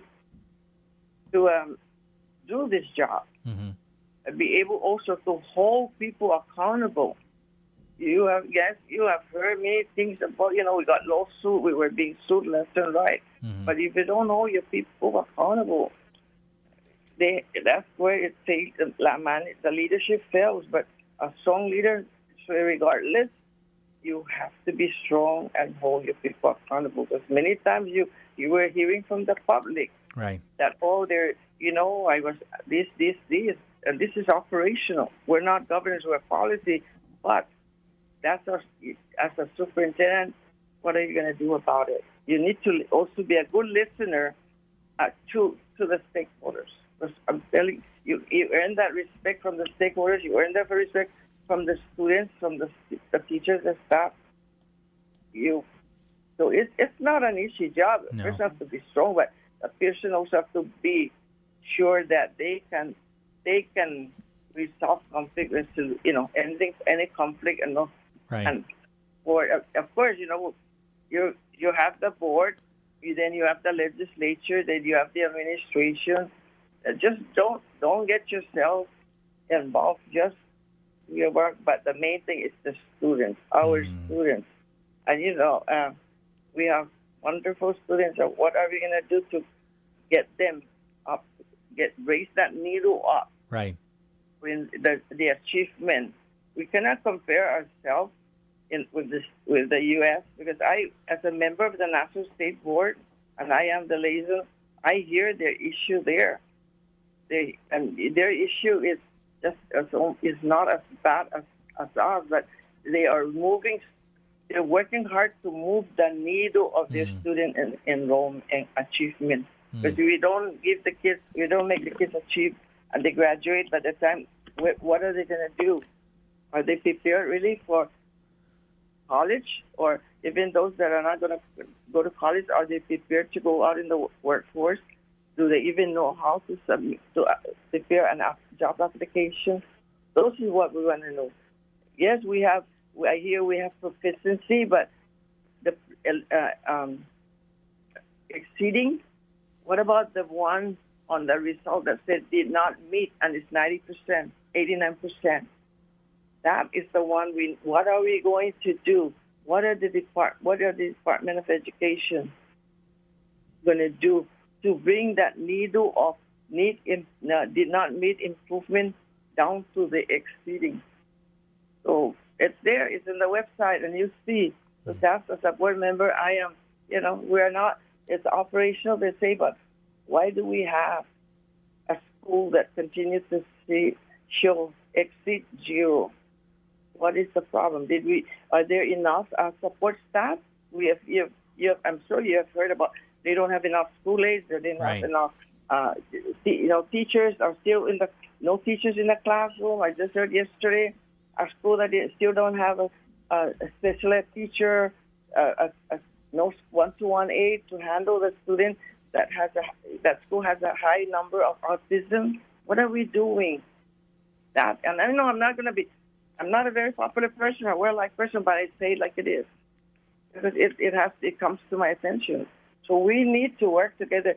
Bring in the community, because I'll tell you, you bring in the parents, you bring in the community, you don't have nothing to worry. Right. They'll give you that support, but if you don't, and communication is the best. It's very important that you inform everybody, the key stakeholders of communicate. As I listened to the legislature last week, that it was announced that there's going to be 10 schools to be decommissioned or closed. I am so sorry, but that has not come to the board of where the schools. I won't be surprised if parents are going to start calling the board or come to the board meeting. Are you closing down my school? How do we address the double session? So, because if you did that article from that student about that's over at GW, he hit it right in the nail. Yeah. And just to let you know that, I guess Mr. Sablan just know that, right, the person that will not keep quiet, that I am chairing the ad hoc committee on the double session of Simon Santin and JFK. Yeah, I mean, I heard during the budget talks that Right. Sean Gumatautau, Senator Sean Gumatautau, is encouraging them to move their central office to Southern High. So we need to, because and this is now, we have the ad hoc committee to address the double session for the JFK and Simon Sanchez. So that new school year, 26, 27, those students, the Sharks, will have a place, and JFK can be all full day instructional time, right? So those are the things, and we will involve the community, and we will be informing the community of JFK and Simon Sanchez of our plan, because we need to just let them know our students are being shortchanged. That the student Babata said it right there. He's going to come into the studio. He'll be in at 4. So he's coming in. I know Yeah. his mother is very active, His parents, especially his mom, very active in education. And I commend him, because at least now we know, everybody should know that because at least he has the passion to write this letter, and it's correct. Everybody's texting me, sending me that this student hit it right in the nail. So we will address the Simon Sanchez double session on JFK. I know that there's a town hall meeting tonight at 6. Yeah. Right? Over at GDOE's conference room. And I know they're going to be talking about the rebuilding progress and also the specific needs, including FBLG. And so not sure if that's going to be on Zoom or if that's going to be live. But if it is, I heard it's going to be live. Okay. But you're right. That's the same with the FB Leon Guerrero. And now we hear that it will not be ready by December. Right. That'll be March. Right. And then next now is going to be, they will be there for August 26th school year. Right. But to double session with Sanchez again, that's just not the answer. How we, we should find out. We will find their school. We will look at the attendance, because enrollment has gone down. Enrollment has gone down. They cannot say enrollment has gone down. So that we have to look at redistricting, and let's get everybody back the full days on instead Ukudu, because they're still waiting for Simon's FB to be completed. But this Simon Sanchez FK needs to be resolved, and that's the plan of the board. Mr. Sablan is very, very clear. That's it. That's why he appointed the ad hoc committee to start the plan. The discussion, GFT will be involved, the Mayor's Council will be involved, and we will have our student leaders, and especially the JFK and Samson. So that's how it is. But encourage everybody to apply. There you go. Ms. G, is there anything else? Applications open August 25th. Application closes September 19th. Yeah, that's about 4 weeks. Yes. So, and in the information there is, if you have any question, Ms. Ada, the HR administrator, is the point of contact, and then go down there, and we will do our best. So, thank you, Pauly. Thank you. Absolutely. Anytime, of course. I'll stay in touch with you during this process. Thank you, Ms. G. And we'll keep you updated, because I told Ms. Ada to just update me. Yeah. As they see, we're not going to, I said, just update me, and we'll see, because I know that the public is going to be asking, right? So that's why she is the only one there. Like HR, like Mr. Sablan said publicly, if there's anything on this, it's going to be me and Miss Ada. There you go. Thank you. The two-person, and she's worked closely with me for the past since after the board meeting, and so this is where we're going forward. It's good to know. Sometimes it's hard to satisfy everybody, but that's where we're going to go, and we hope. It is my what is that? It's my goal to finish this before December 31st, and we will have even if it's only 1 week transition, but at least we have that. So we, everything, of Right. course, everything in writing with Dr. So-and-so, and we'll go from there. Thank you, Okay? Miss G. Thank you so Thank much. you. Okay. Okay. Adios. Adios. 3:38 in the afternoon. Once again, Miss Marie Gutierrez, she is the chairwoman on the Guam Education Board for the search for a new superintendent. The application opened up today, and then it closes on September 19. And she said it's open to anyone to apply as of now. She even said I should apply. No, thank you. You don't want. I don't want. 3:39 in the afternoon. We'll take the break. Wave 105. CBS News Brief. Kilmar Abrego Garcia is expected to report to a Baltimore ICE field office Monday morning. CBS News legal analyst Jessica Levinson. The Department of Homeland Security has indicated that there is a possibility that they will seek to deport him within 72 hours of the notice they gave to Uganda. A wildfire is spreading in Napa County, California. CBS's Elise Preston.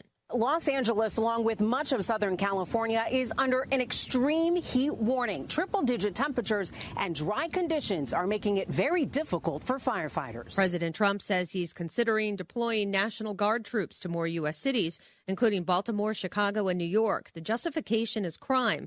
Correspondent Willie James Inman. Data will tell you in most of these situations, these major cities that the president is talking about, crime is down compared to the same time last year and has been trending downward. CBS News Brief, I'm Wendy Gillette.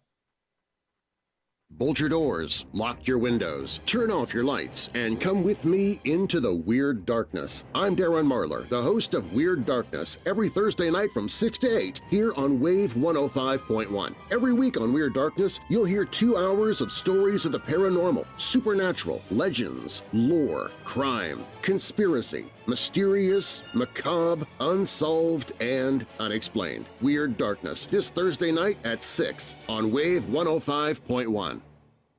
Political status impacts almost every aspect of our lives on Guam, but many are unaware of our right to self-determination and decolonization.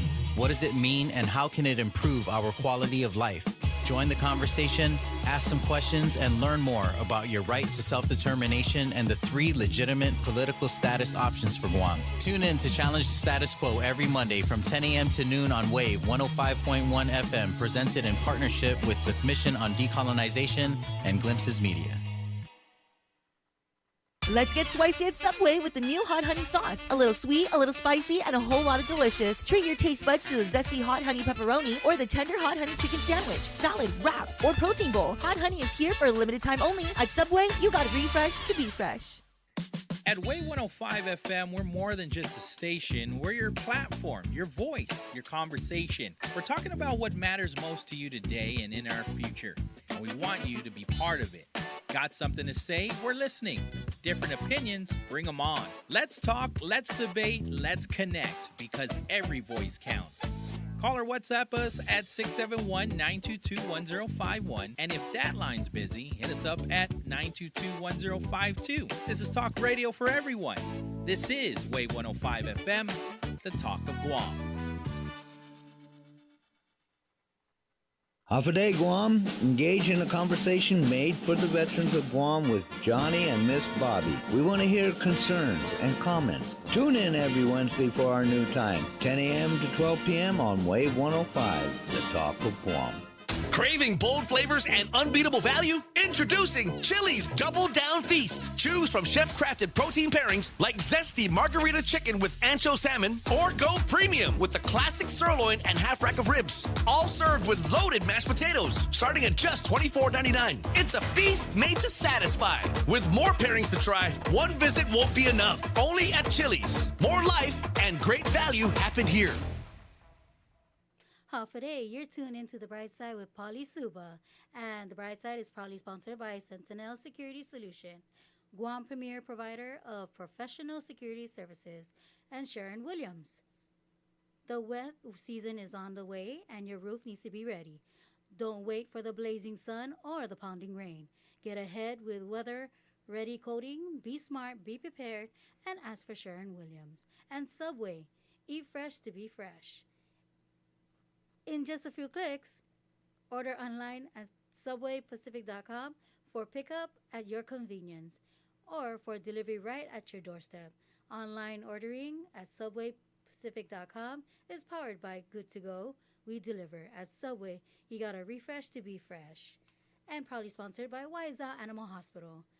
The Go Guam Support Local campaign is proudly sponsored by Waiza Animal Hospital, where we treat your pets like the value family members they are.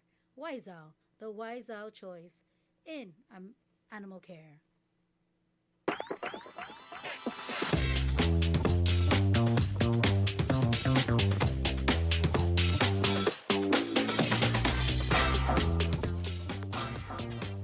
And now it's time for your Real Deal Traffic Report with your girl Nene here. And if you're traveling in Hagåtña area, going toward Mighty area, it is a traffic flow of congestion. Be careful. Buckle up and safety seatbelts. As well as shifting gears to Barragata, going up to Barragata Heights. As well, there is congested as well due to one lane closure. And now take a look at traffic advisory report we have here. Construction activity will continue along Route 10 between Route 4 intersection to Thai Road. There will be an intermittent lane closure between 9 a.m. to 4 p.m. Monday to Friday and 7 a.m. to 4 p.m. Saturday. Motorists should expect delays and drive with caution.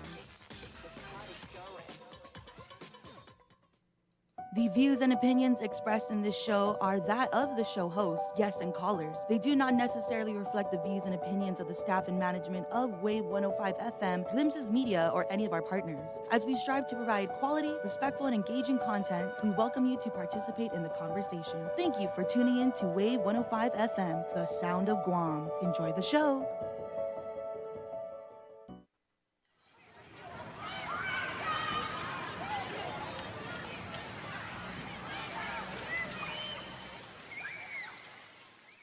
I ran into this girl the night before. She reminded me of a golden shore. She was nothing like your average girl next door. She liked DVDs, tattoos, and Paramore. She'd say Hafa Adai, por favor. Welcome back to Brightside here on Wave 105. Biba Lunes. It's Monday, August 25th. My name is Pauly Suba. Thank you so much for hanging out with us on a Monday. Our number is 671-922-1051 or 1052. We're online, thewave105.com, as well as our YouTube channel, Wave 105.1 FM Guam. Congressman Jim Moylan just put out this release. We talked to him last week about it, too, about the outreach event that is taking place at the Micronesia Mall this Friday and Saturday. It's called Bridging DC and District. So it's connecting residents with federal services. It's going to be at the Micronesia Mall from 11 a.m. to 3 p.m. Again, Friday, August 29th and Saturday, August 30th at the former JP Superstore location. It's a free 2-day event that will serve as a one-stop resource center, bringing together federal partners who serve Guam every day under one roof. Residents will have the opportunity to ask questions, explore programs, and connect directly with agencies providing support in areas like veterans care, benefits, passports, workforce opportunities, and immigration services. When I was talking to him about passports, he said basically give you more information. You're not actually going to turn in your application and submit it there. So the congressman's not, as much as I would have liked, he's not going to be there to take my picture, though. That's kind of what I was hoping. Is like, make the congressman take my picture. and maybe he can expedite it, right? Like he take the whole application and just bring it with him to Hawaii rather than mail it. But no, that's not the case. We'll just get more information on it. Workforce opportunities and immigration services. In this release, he said, this outreach is about convenience for our people. Instead of waiting on phone lines or struggling to navigate agencies from afar, families and veterans get help face-to-face in one centralized location. I want to thank all of our federal partners who are setting up to serve our island community And I especially want to thank the Micronesia Mall for welcoming us and making this event possible. The statement further says veterans will be able to meet directly with representatives from the Guam Veterans Affairs Office, Guam Vet Center, and the Community-Based Outpatient Clinic, also known as CBOC, and the Veterans Benefits Administration to submit intake forms and get assistance with benefits. To help expedite services, veterans are encouraged to bring a copy of their DD-214 or their NGB-22 forms. The event will also feature the Guam Department of Labor, the Honolulu Passport Agency, and the U.S. Citizenship and Immigration Services to provide information and assistance on workforce programs, travel, and immigration needs. Moylan said, at the end of the day, this is about making sure federal services truly work for our people, that they know what's available to them, that the process is clear, and that help is within reach. Whether it's for families, veterans, or anyone seeking support, we want to make those connections easier and more effective. So once again, this outreach event is this Friday and Saturday at the Micronesia Mall from 11 a.m. to 3 p.m. Pete's on the line. Hafa Adai, Pete. Hafa Adai, senor. Hey, it's Attorney Pete. What's up? How was the weekend? Lunes. Biba. Hey, I was listening to Ms. Gutierrez, and I'm wondering if we're able to make nominations. I don't think you can. Not in this process. I know, I was just joking, but I know who I would nominate. Who? I'm interested. Who would you nominate? Okay, you're going to have to guess. Okay. He gets everything he wants from the legislature.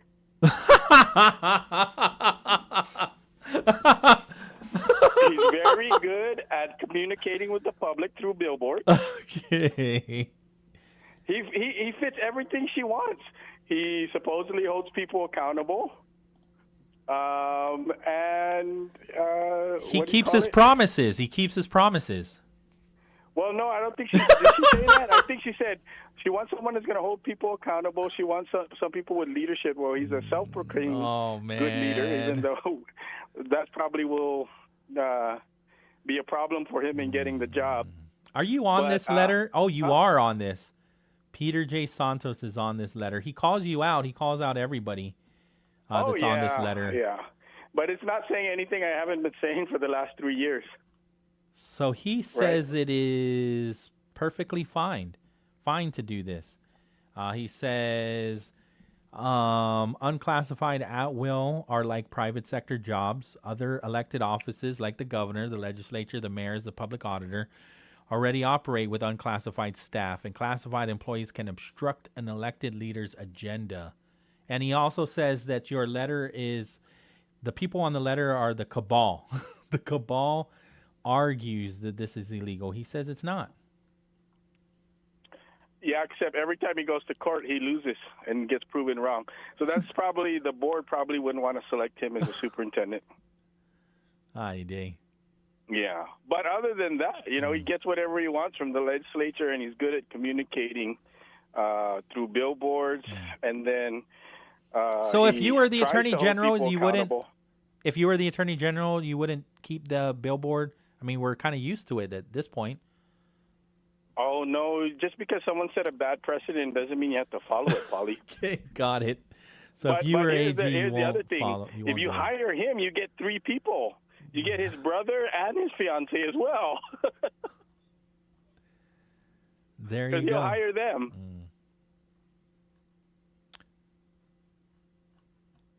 I'm still listening to you because I was. No, I'm listening. I'm just saying, you hire him, you get his whole entire entourage, because he'll bring them along with him, and he'll finally fix DOE once and for all. I don't think he's. I don't think he's looking for. I mean, he's considering the governorship, right? So we might see them at Adelaide. Steve Hattori and I have always been trying to find him another job so that he can get out of being the AG. We were hoping that they would nominate him to be the Assistant U.S. Attorney General over here. Okay, but that is a different. That is a different role. It is. We just want to get him out of our hair. We just want to stop him from harming the people of Guam. So it's probably not a good idea to put him at DOE because he'll cause harm over there. He causes harm wherever he goes. So, in his statement, he even, because in your letter that I saw last week, you use how do you say that? The Heiser court ruling? Hauser decision. So he says like Doogie it's Howser. Okay. So he says that it doesn't apply because that time there was an appointed AG and now there's an elected one. You got to be very careful with Doug. He has very poor issue spotting and very poor legal analysis. Okay. And he always goes to the court and gets shut down. He's very good at court of public opinion, but like McNinch, very poor at legal analysis. Oh, that's something else that I was going to bring up. I'm curious. What are your thoughts on the suit? Well, you heard on Patty's show, Maria Pangilinan got on and said, you can't look at somewhere else and say, that's what they do, so we should do it over here. Every place has their own unique history and their own unique traditions. And, voting as a matter of just as an issue, states have been free to do their elections the way they see fit for the longest time. As long as they're not discriminating based on race, religion, national origin, or gender, then it's fine. Those are the big no-nos. Other than that, how we do our primaries, how we don't do our primaries, that's all up to us, right, locally. In essence, though, when I look at the problem, what is the issue? I agree with Dr. McNinch where it's difficult for somebody that wants to run as an independent to move on to the general election. And so there are pros and cons to each. And sometimes I've seen people that said, you know what, I'm neither, but I lean a little bit to the left or I lean to a little bit to the right. And so I guess I'll put myself as a Republican, but they're not truly Republican or they're not truly Democrat. And then you see infighting to too. Address this issue is not to take it to court. It's a political issue. You get support from senators, and you have senators change the election laws on Guam. That's how you do it. Which we saw recently. They changed some laws through the legislature. Yeah. Right. So just because you don't like the way the current system is, that doesn't mean that the courts are going to open their door to you. If it's a political issue, you go to your legislature and you make it a referendum. That's what you do. You don't go over there and say, hey, this is what I think is right and this is what I want done, because he'll be proved wrong again. Fair enough. I've got Ben on the line. Do you mind if I take Ben? Is there anything else that you wanted to cover before I let you go? No, but okay. I like Ben. That's all I want to say. Okay. I'll vote for Ben, whatever he runs for. He said dog catcher, yeah.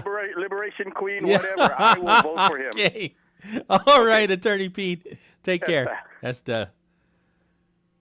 All right. Ben's on the line. Hafa Adai, you're on the air, Ben. Ben, long time no hear. You cannot hear me? Long time no hear? I can hear you now. I second the motion. On which? On what? On Attorney General Doug Mullen being whatever he wants to be. Okay, yeah. Yeah, Superintendent, DOE, maybe then KISS will keep him on his toes. There you go. And Governor, he might say he didn't know what his right was doing. Yeah. I mean, we have a lieutenant governor that doesn't know. You're living out here in the sticks. Allegedly. It's hard. Planes are flying over again, and all that rain, and Mother Nature can be pretty mean if she wants to be. Yep. Absolutely. And I haven't been hearing what's going on, but we should be talking about other things on this island besides all the problems we've been having for the last 10 decades, man. We should have mastered all that. Pauly, with you on the right-hand side. I mean, you should run for office, Pauly. No, I'm good. I'm good here. This is easy. I don't like hard jobs. You sound like the guy to do it. I got used to this. I enjoy being here with you every day. Yeah, but wouldn't you like to drive around the town car? No. I'll be a private driver. What you, Governor? No. Not really. No. Hey, we need people like you, man, and we need to get rid of some of the people that are in there that just play games and know how to create chaos and make break things when they aren't even broken. And we're still trying to fix things that we've been trying to fix for the longest time, man. And we're not that. I mean, we're better than that.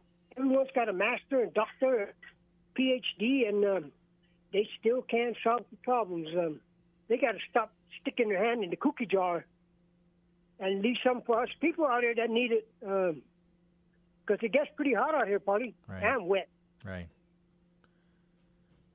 It certainly does. Yeah, I like Attorney Pete Santos, man. He tells it like it is, and he doesn't cut corners, and we need more people like you guys in there if we're going to fix this island.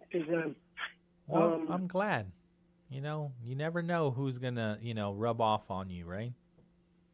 I don't know, but I'd like to hear Therese Delary for governor. You're not the only one. You are not the only one, sir. I've been hearing that lately. And that'd be nice, man. At least we'll feel safe sleeping at night, because what's going on now, I don't know, man. Just fly below the radar, huh, and they can't touch you. And if the left didn't know what the right was doing, all of you going to get in trouble if your right didn't know what you were doing. Yeah. Hey, Ben, I got to run. I got to get the CBS News, and then I got a guest in studio. And so I don't know if you were listening to Maria Gutierrez, but we have Mr. Babauta, Genesis Babauta, who's a senior. He's been writing some op-eds. He's in studio, and we'll talk to him. Okay, Pauly. Okay. Hey, man, anyway, you take care. And all right. Let me know. Feel free to... If I'm generator out here in the sticks, I'll be listening to you more often, but right. I only get to listen when my radio works. Well, feel free if anything grabs your attention from Genesis. Be kind. He's a senior in high school, but if there's anything that grabs your attention, feel free to call in. We're going to have him after the CBS News, yeah? Okay, Pauly. Okay, thank you. All right, Ben. 4:01 in the afternoon. We'll take that break, and then, like I said, I'm a fan of Genesis. I read 2 of his op-eds that were published by the Guam PDN, and he has a lot of really insightful things to say. I mean, he's living it, and so I'm just glad that he's available to us to come into the studio, and we'll break some of that down on the other side of these. KGUM FM in Dededo, Guam. This is CBS News on the Hour, sponsored by O'Reilly Auto Parts. I'm Wendy Gillette. Thousands are under evacuation orders in Northern California because of a growing wildfire. CBS News correspondent Elise Preston. Fire crews in California's wine country are struggling to slow the spread of the fast-moving Picket wildfire near Napa. More than 1,200 firefighters are attacking flames from the air and on the ground.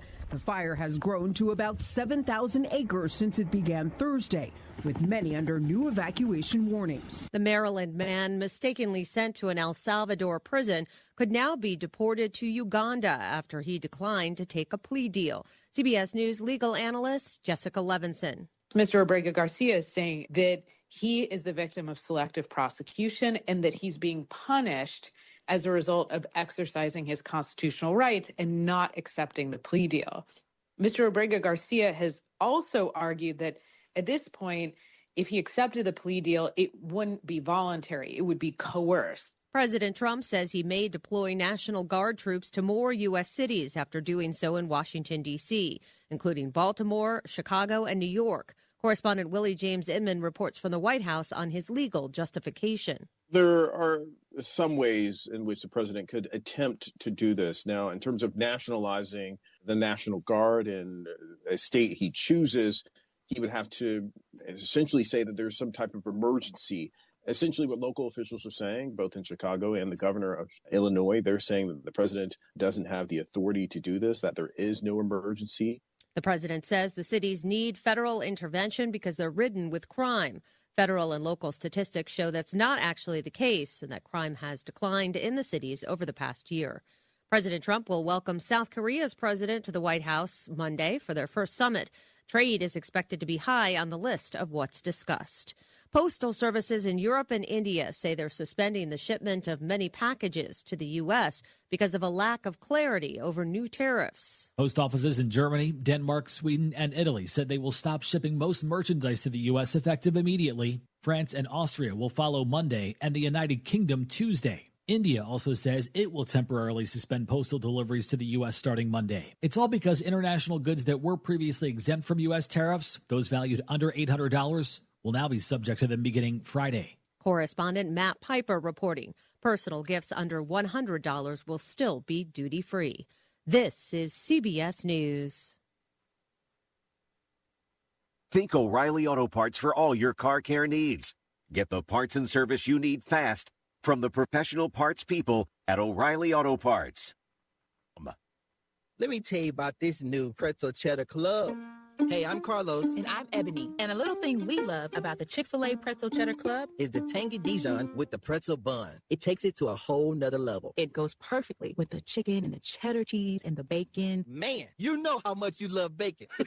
And I love the different varieties. Grilled, spicy, original. It gets you nice and excited for fall. Order the Pretzel Cheddar Club with Cherry Berry and Sprite for a limited time on the Chick-fil-A app. Real guests paid for their testimonials.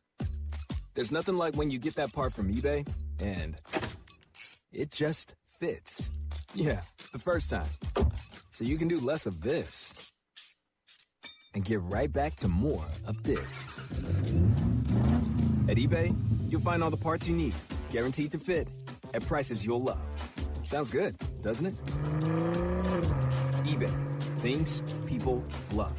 Eligible items only. Exclusions apply. A new survey of business economists finds they're worried about the quality of economic data coming from the federal government. CBS's Christopher Cruz reports. The National Association for Business Economists Policy Survey went out to 159 members of the NABE. Like most economists, they rely heavily on data produced by the federal government, and they're concerned about the independence of the agencies producing that data. Sarah Wolf is the senior economist at Morgan Stanley Wealth Management and chair of the NABE survey. 75% of respondents are worried about the quality of the data in the coming years. Christopher Cruz, CBS News. The American Academy of Pediatrics has released updated guidance for doctors on screening children for mental, emotional, and behavioral health disorders. The recommended screenings start at 6 months of age and continue at 12, 24, and 36-month well child visits, then annually. Wendy Gillette, CBS News. Hafa Adai at Wave 105 FM. We want to talk. We want to talk about the things that are important to our island and our community, and we want to talk with you. If you want to join the conversation, if you want to chime in, we welcome it. We welcome all points of view, all thoughts, all perspectives. Call or WhatsApp us at 671-922-1051. If that line is busy, then call us at 922-1052. This is Talk for Everyone. Thanks for listening to Wave 105 FM, the Talk of Guam. Think you've got what it takes to win? Tune in every Friday on Wave 105 FM with Patty Arroyo for the Hilton Trivia Challenge. Test your knowledge and you can score dinner for two at the Hilton Guam Resort and Spa. It's brought to you by the Hilton Guam Resort and Spa only on Wave 105 FM. Stimulating conversation. Wave 105 FM.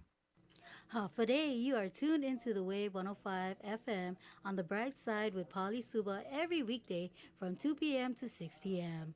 And the Brightside is proudly sponsored by Chili's Grill and Bar. At Chili's, more life, great food, and memories happen here. And also brought to you by Code School of Guam. Learn, code, and lead the island's first coding bootcamp. Your future intake begins with us at Code School of Guam. GTA, we start with you. Micropack, open at our Tamuning and Micro Mall location.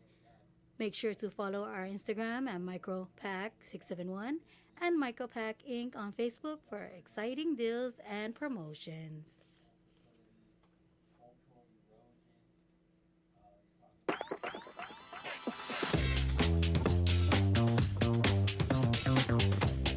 All right, now time to take a look at our Real Deal Traffic Report brought to you by Guam Auto Spot. Schedule a test drive today at Guam Auto Spot by calling them at 671-478-AUTO or view our inventory on our website at guamautospot.com. Guam Auto Spot, 671-478-AUTO. And now here, let's take a look here at our traffic report. And I see at Barragata area where Happy Mart is at, it's heavy traffic there. And then also if you're going up toward Barragata Heights as well, due to one-lane closure, it is heavy traffic there as well. Shifting gears, if you're in Hagåtña area where the sale area is, there's a slowly but getting there, heavy traffic there as well. And now here it is, our traffic advisory for you. Today is constructive activities will continue along Route 10 between the Route 4 intersection to Thai Road. There will be intermittent lane closure between 9 a.m. to 4 p.m. Monday to Friday and 7 a.m. to 4 p.m. Saturday. Motorists should expect delays and drive with cautions. And that is your Real Deal Traffic Report, brought to you by Guam Auto Spot. The views and opinions expressed in this show are that of the show host, guests, and callers. They do not necessarily reflect the views and opinions of the staff and management of Wave 105 FM, Glimpses Media, or any of our partners. As we strive to provide quality, respectful, and engaging content, we welcome you to participate in the conversation. Thank you for tuning in to Wave 105 FM, the sound of Guam. Enjoy the show. ISLA, Guam is where I'm from. Kingdom of our people. All right, welcome back to Brightside here on Wave 105. My name is Pauly Suba, hanging out with you online, the wave105.com, and our YouTube channel, Wave 105.1 FM Guam. And so, Queen Nene, you know how to put Genesis on, right? Yeah, put Genesis on our YouTube. So if you're tuned into our YouTube channel, there he is. Man, you're tall. Genesis is a senior at George Washington High School. And like I said, I read one op-ed about how the youth need to, their voices need to be heard today, especially when it comes to education. And then I was like, wow, this person is spot on.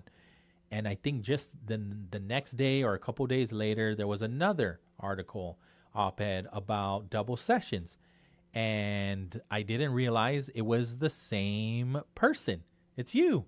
And so I reached out to some people. How can we find Genesis? And then I asked my son, who was in high school, and he goes, yeah, I think I know him. I think I went to school with him, right? So you went to school with him at JFK, but you recently transferred out and you're doing your senior year at GW, right? Yes. Yeah. And so thank you so much for just coming in here. And I kind of wanted to just, thank you for having the courage to it's not very often that we hear people of your age publish an op-ed sharing your insight, sharing how your perception of what is going on, because in talk radio too, a lot of times where we think we might know what is going on, or we talk to some people that are, teachers, counselors, the superintendent himself, and we rarely talk to students. And so when I saw this op-ed, the first one, Youth Are the Voices of Today, and how you said the young people, your peers, need to speak up more because of our failing school structures and whatnot, right? And so I kind of wanted to ask you first, and we kind of went through it offline, but I want our audience to better understand where you're coming from. And so if you can kind of share where you were, that something where it clicked in you and said, you know what, I'm going to just write to the paper. Yes. Yeah? Yes. And so where was that? So you shared that you were in an AP class. Yes. Right? Yeah. So I was in my AP class, right? And we were, maybe why I write it was because they took out all the laptops in there, and the internet connection was really they're trying to fix the laptops or something with the programming to make it connect to the Wi-Fi. Okay. And so that day we had no laptops to do any work. The internet connection is super slow. We even if the internet doesn't work, then you have to use your own device. You have to have your own laptop. Many of my classmates, they don't have their own laptops and stuff. And then if you use your own laptop, you have to use your own data, right? And if you don't have good connection, you don't have the best service, right? Then it's slow. So that day it was very unproductive, and I was kind of just like you felt like the day was wasted. Exactly, like I didn't seize that moment of putting, because in AP classes there's so much work to do, so every moment is precious. Yeah. So we wasted that whole hour and a half just kind of sitting around talking, and I was like, man, I had so much backup work to do at my house instead of using my school time, right? Because I wasn't able to. And so you kind of share the differences between John F. Kennedy High School and GW. Yes. And so, listening to the budget hearing, listening to some of the oversight, it's not a surprise to know that GW probably has to be repaired like the way Simon Sanchez is now. Like it's just a matter of time where they'll probably have to do the same thing that they're doing with Simon Sanchez for GW, right? But something in your second op-ed, though, there is a blessing in disguise for you going to GW, right? As far as the schedule goes. Yes. It's it's an easier schedule. Yeah. More it's easier, more of a normal life kind of thing for a regular high school student. Yeah. Because again, what students are dealing with, whether they're Simon Sanchez High School students or John F. Kennedy students or FB or UKADU, their schedule has been, it's extremely inconvenient. And it almost sounds like there's no end. We don't know when we're going to have some finality to that, right? It keeps getting pushed back. Yes. Yeah. And so that also can be frustrating as a student. I wouldn't, say frustrating. I always try to be optimistic, right? I see it as like, this is an opportunity for us to learn to adapt, learn to be able to adjust. Because, life is never going to be perfect. It's not going to be the way we want it. Right.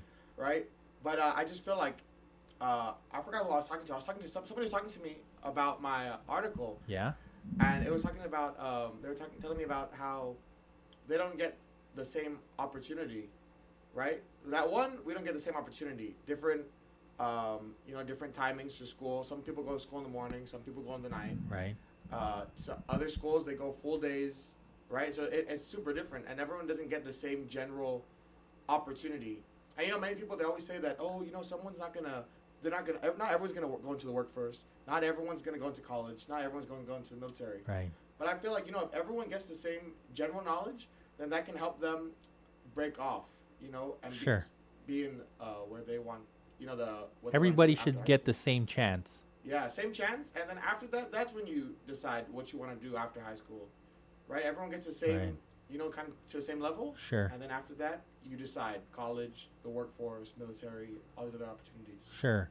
And in essence, Simon Sanchez students and FBLG students are displaced, right? And so what does that do to a kid's psyche or frame of mind? But I've read some of the posts. I've read where it's like, well, as long as you turn in the work, then you're going to pass. But it can't just be that. It's not that simple, because there still needs to be a more permanent solution, and understanding that this is not ideal, right? But because I think you bring it up in your op-ed that redistricting is the solution. And where did that thought process come? Because that's also not a popular statement, but I appreciate your honesty that you came to that conclusion, right? Yes. Yeah. And can you kind of walk us through that thought process that you came to as a student that had to go through double session, and then seeing how normalized your schedule is at GW, how you came to the conclusion that by redistricting we can have a more fluid solution, at least until the schools are reconstructed completely and they can go back to school. Yes. So I was actually talking. So some of my teachers, they heard about my first article, right? And they're very inspired and stuff about how I spoke up about it. And then they were telling. Then that was the same day, like 2 days later or something. They had or 2 days before. They just had a meeting, or the GDO board. They had some kind of meeting, right? And they brought up a double session again for next year, right? And then I remember reading an article that they have the ideas what they're going to use the federal funding, the FEMA funding to build these like 20 houses or something. Temporary. Temporary schools, classes, and then they can be used for houses for I don't know, low income, right? And my teacher was telling me, she was asking me to speak up because she was saying that coming from a student is more powerful, right? I kind of felt like touch. I felt like I had a little not responsibility, but like I should bring something, and it was a good idea, right? Yeah. She brought that up. Why are we going to use all this money that could be just put straight into building the school faster, building the school better, and we could just do this redistricting. So I was like, it just it like not cooked. I don't know what the word is, right? But it developed in my mind that that evening, right? And so then I went online and I started doing a little bit of research, and I noticed that Deputy Superintendent Joe Sanchez, he was saying how there's only majority of the schools are only at 69% capacity. We went from like 30,000 students to only 23,000 students in the schools. Okay. And then that's when I realized, this is a good idea. There's a place where we can put a couple thousand students. If there's 7,000 space, right, for 7,000 students, there should be some space in other schools in the area for 2,000-3,000 students. Mm-hmm. No, I think again, when you're voicing your opinion or your perspective, we obviously should not ignore it. We should actually be praising that. Maybe we don't all have the same mindset, and your peer that goes to Simon Sanchez might not necessarily agree, but we should be cultivating, we should be supporting more voices like yourself, to like your first op-ed, that your youth should voice their concerns more often, right? And be part of the discourse, because ultimately what will happen is we'll pay more attention, and then you'll be part of the process too, to make these decisions. Because I think the statement has been made in the past by one of your peers too, that you're not just the next generation that is going to take us, to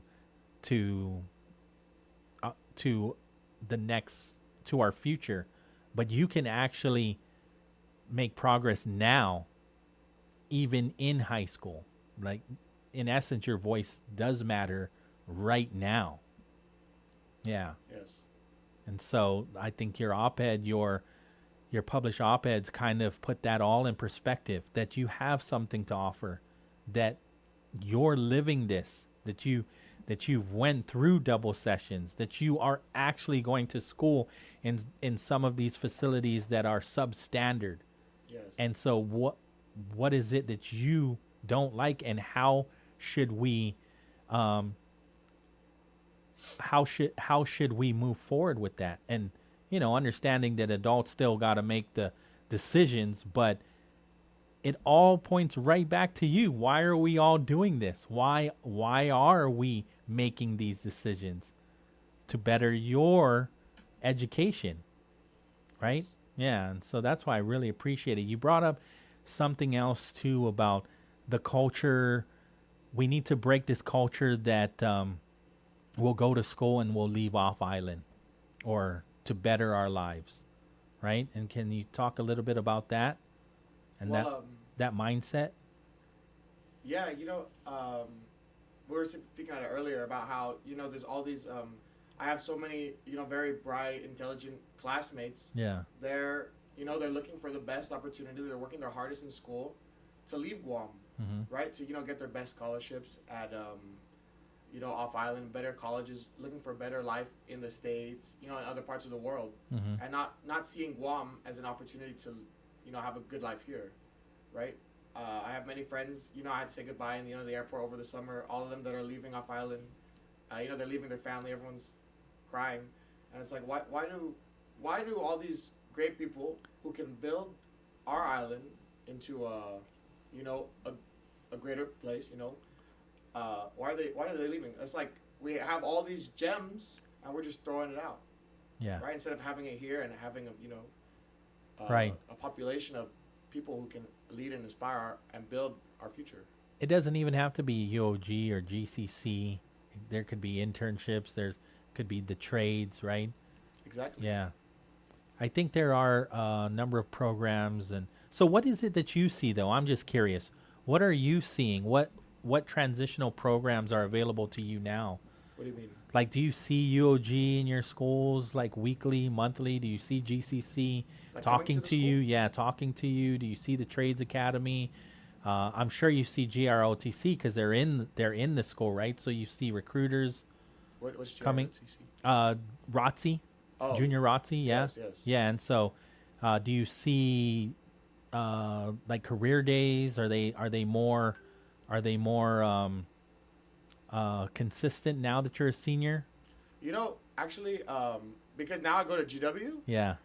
I feel like, it's different. I had, my standards were set high when I went to ND because it's a college prep, right? Yeah. So you see all the seniors of the juniors, just from junior senior year, every time they have, they have this 8th period, right? It's study hall. It's when we have our meetings. And it's when colleges, they come into the school and they give the whole class presentation. Go. Yeah. They present themselves.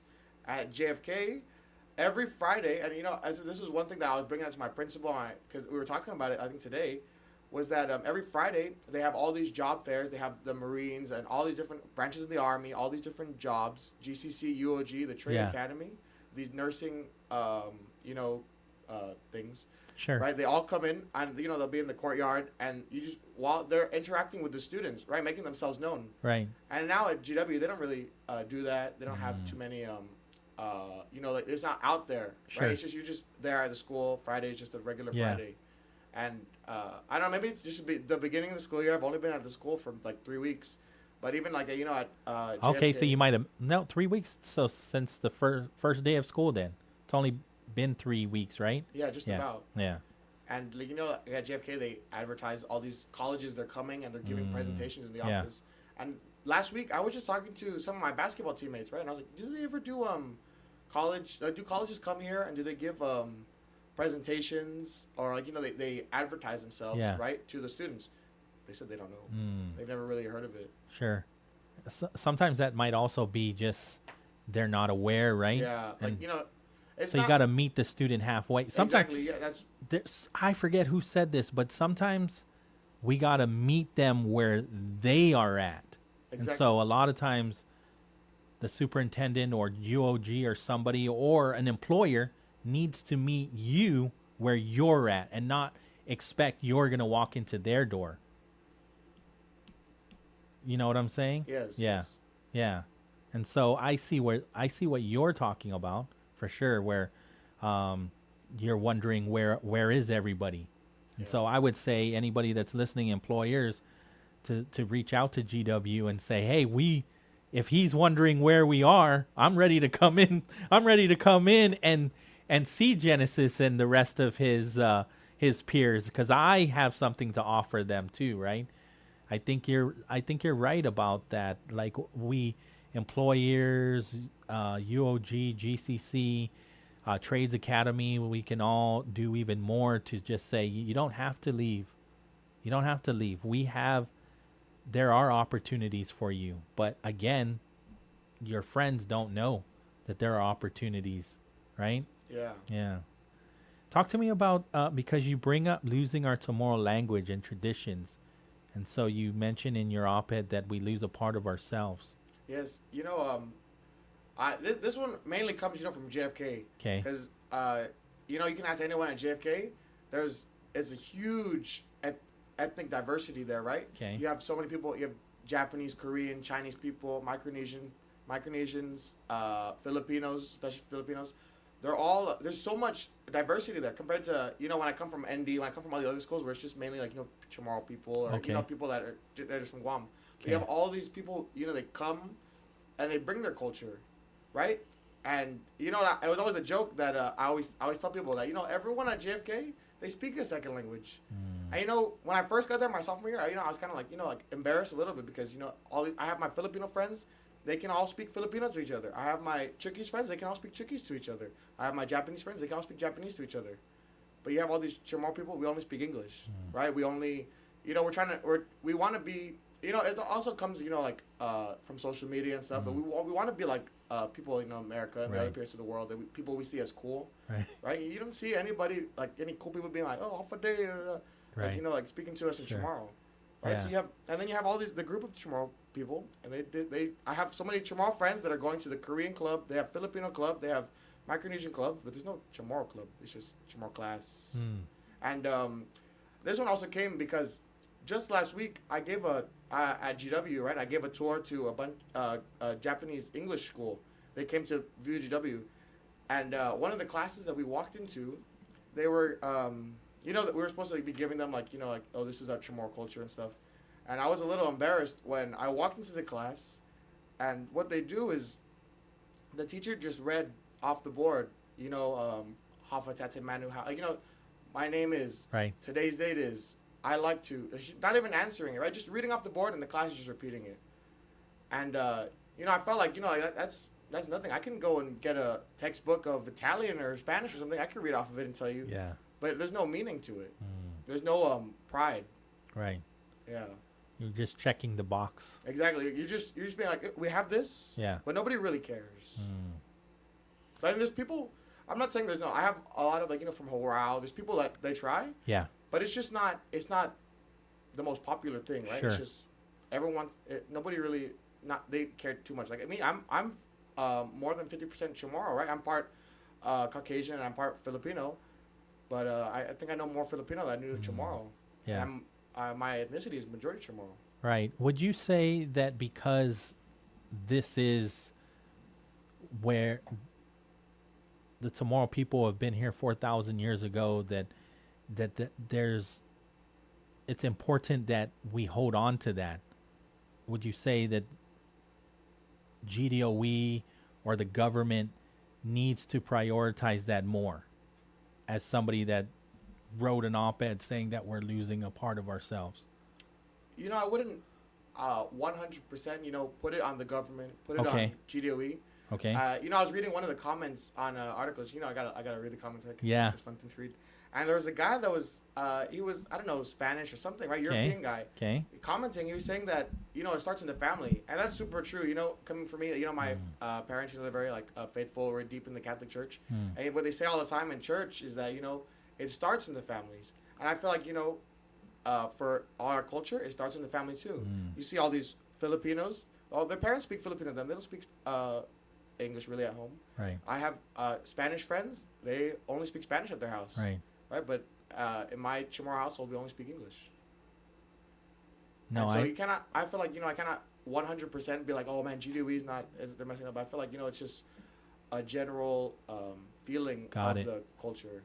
No, I better understand your mindset now too, for sure, because that's something also that the Young Men's League of Guam is going around in their town hall meetings and say, no one's going to save the Chamorro language if we don't want to save it ourselves.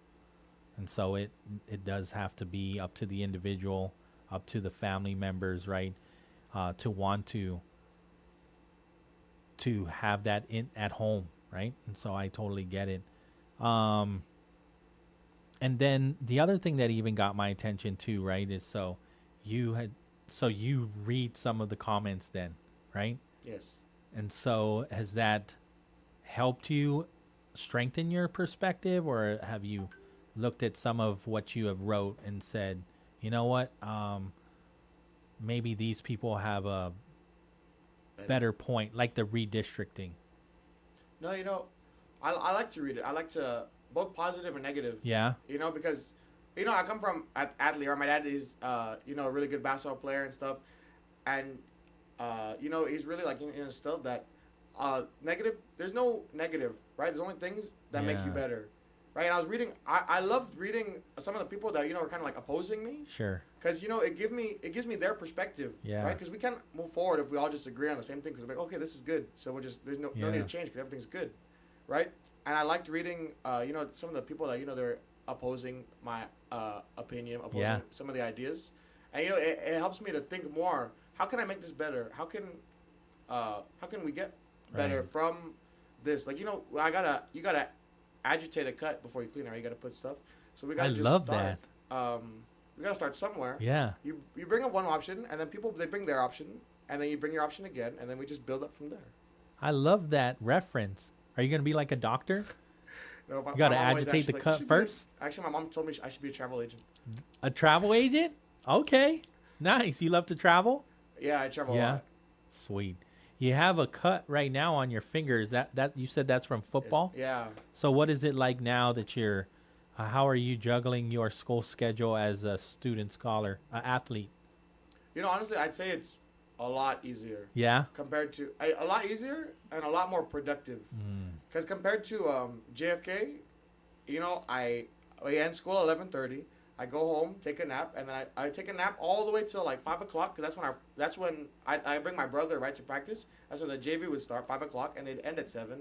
So I sleep from like 4 hours. I'm not doing anything in that afternoon time, and then I'm just waiting around for my brother to finish his practice, and then my practice would be like from 7 to 9, 7 to 9:30, 10ish, right? So and then I wrote it. I mentioned in my article. I wake up and I get home. I'm always out of district, right? I've always been out of district my whole life, right? And I get home like 10 o'clock-ish, 10:30, and then I gotta wake up again early in the morning to go. And I said it's not sustainable. Right? Nobody can really live off, especially, like my doctor says a lot, right? I need to sleep more. And, nobody can really thrive. I forgot, I think it was Maria Gutierrez or somebody. I mentioned it, I quoted them in my article that. Is it Joe Sanchez? I know you quoted him too, right? Yes, I voted that, but I think it was, I forgot. But was it a mayor? No, not the mayor. Okay. That was a Jesse. Yes, I saw that one too. I think it was Maria Gutierrez. Okay. Or somebody, they said these double sessions, they don't push us. They're not allowing families and students to thrive. They're just pushing them just to survive, right? So I'm just surviving off 5-6 hours sleep. I go to school, and this is where the school pride comes in. Yeah. Right. The school pride. Because I feel like at JFK when you're in Sanchez, it's just a place to be, right? It's just you're there 4 hours and you gotta go home, take a nap. You gotta go home, get to work. It's just something you do. It's not something you look forward to being at. It's like something, man, I don't want to go to school. I want to go to watch the games and support and cheer. Yeah. It makes it another thing. Yeah. Right. There's a lot of, I know plenty GW alum that are super, they have so much love for GW and the purple that you're wearing, the purple and gold, right? And they still rep it 30 years later, you know? So, yeah. That was one thing I always aspired to have at JFK. I always tried to push for JFK to have spirit, right? I always cheered with Aaron, your son, right? Me and him, we started that Islander Aisle, right? And it was just like cheering club. I'm trying to build the spirit at JFK. Yeah.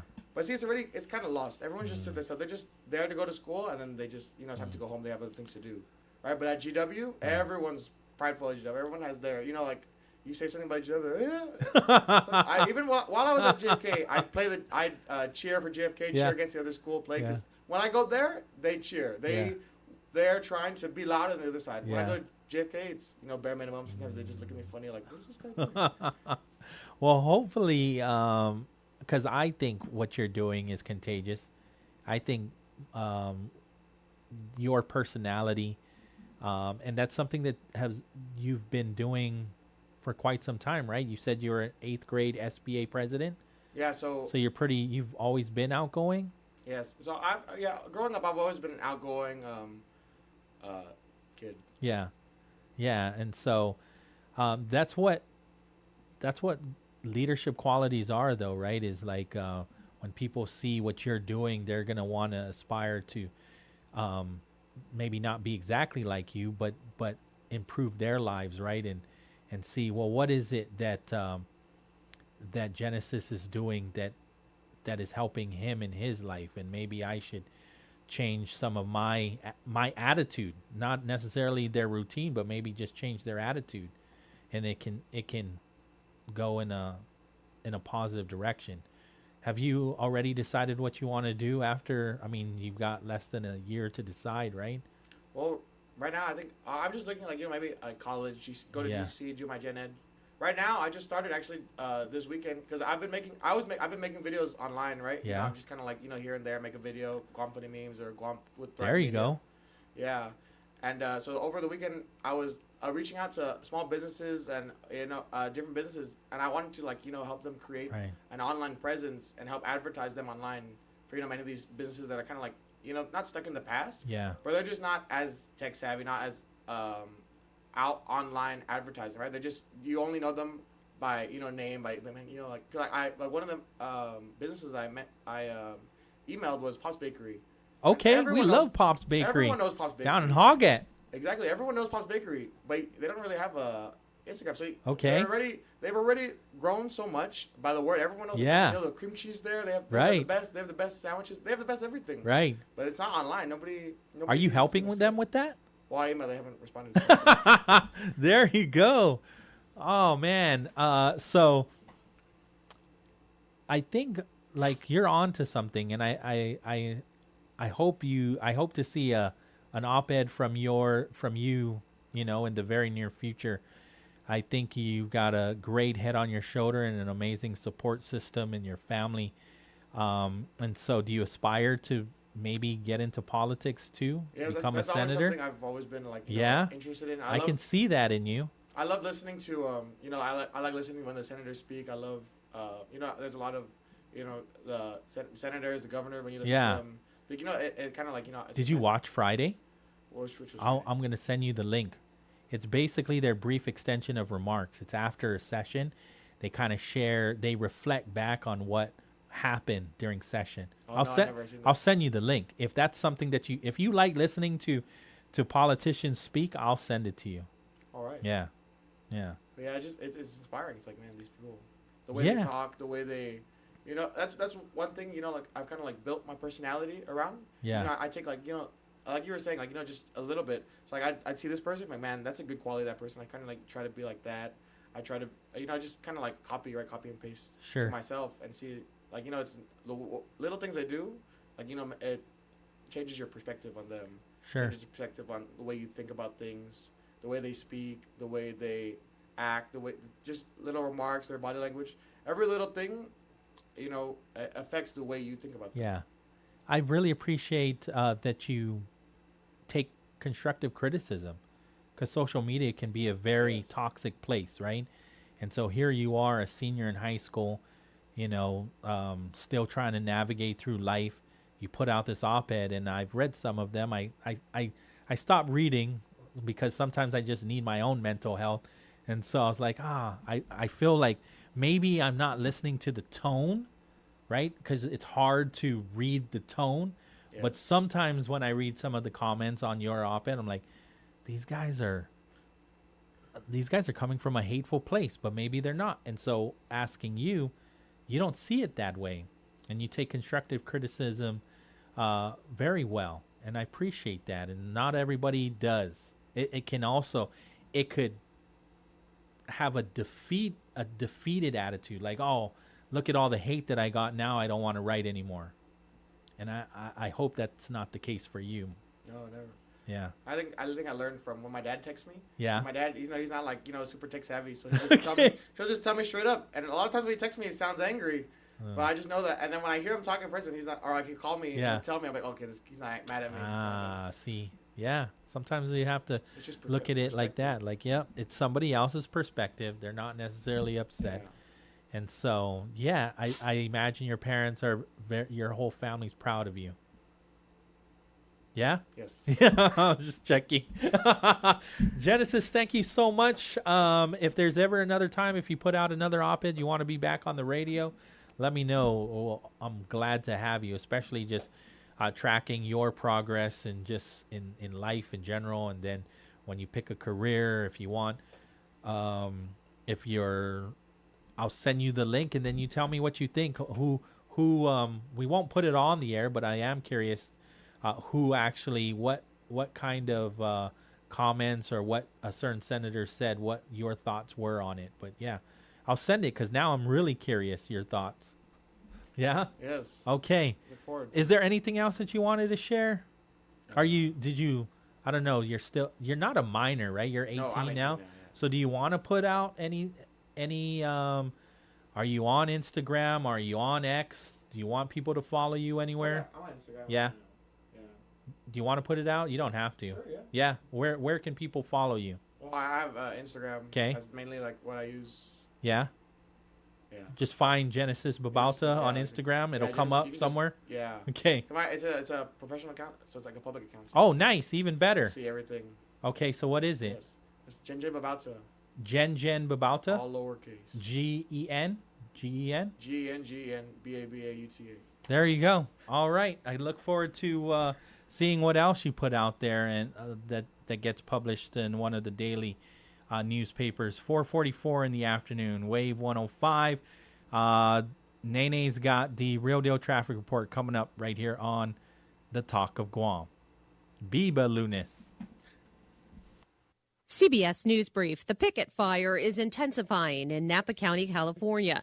CBS's Elise Preston. With high temperatures and dry conditions, fire officials say this relentless wildfire activity could last at least through September. The Maryland man mistakenly deported to El Salvador is turning down a plea deal. CBS News legal analyst Jessica Levinson. Mr. Abrego Garcia is saying that the U.S. government is dangling the threat of being deported to Uganda in order to try and coerce him. Some National Guard troops deployed to Washington, D.C. are now armed.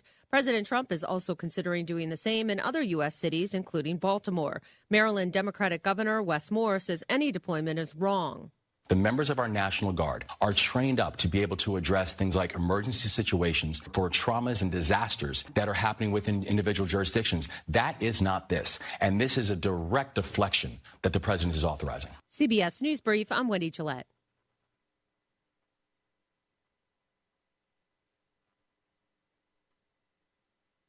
And now it's time for your headline news brought to you by McDonald's of Guam.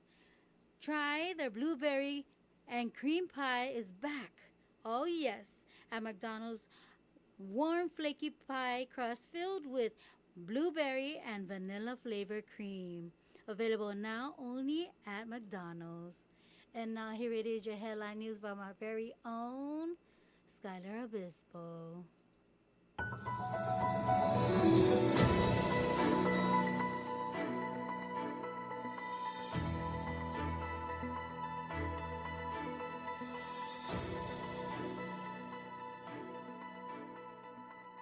Buenos and Hafa Adai. Here's the latest from the Marianas Business Journal. In a letter on August 7th, the U.S. Environmental Protection Agency told the Guam Energy Office that the agency's Solar for All program has been terminated pursuant to the Trump administration's One Big Beautiful Bill Act. The Solar for All program set aside roughly $7 billion to create new or expand existing low-income solar programs, which will enable 900,000 households to benefit from distributed solar energy, alongside reducing greenhouse gas emissions and other pollutants. Guam was one of 60 grant recipients for the program and was expected to receive $62.4 million.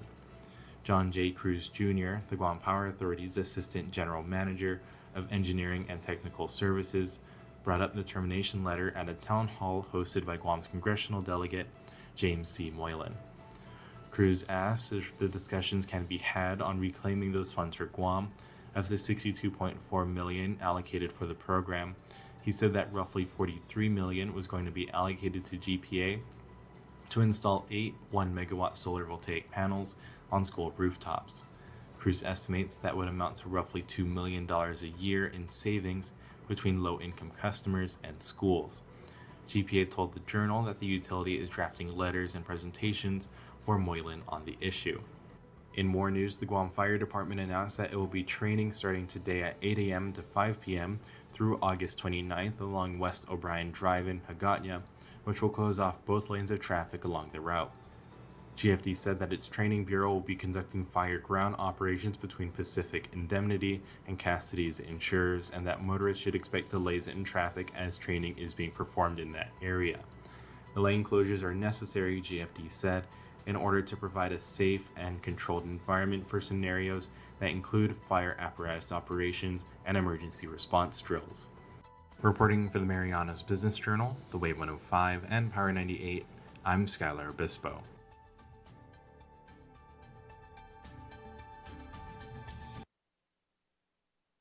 We're excited to announce that we're hiring for a variety of positions with some of Guam's most recognized and respected brands, including Coca-Cola, Foremost, Chili's, Glimpses of Guam, Subway, Good To Go, and Cinnabon.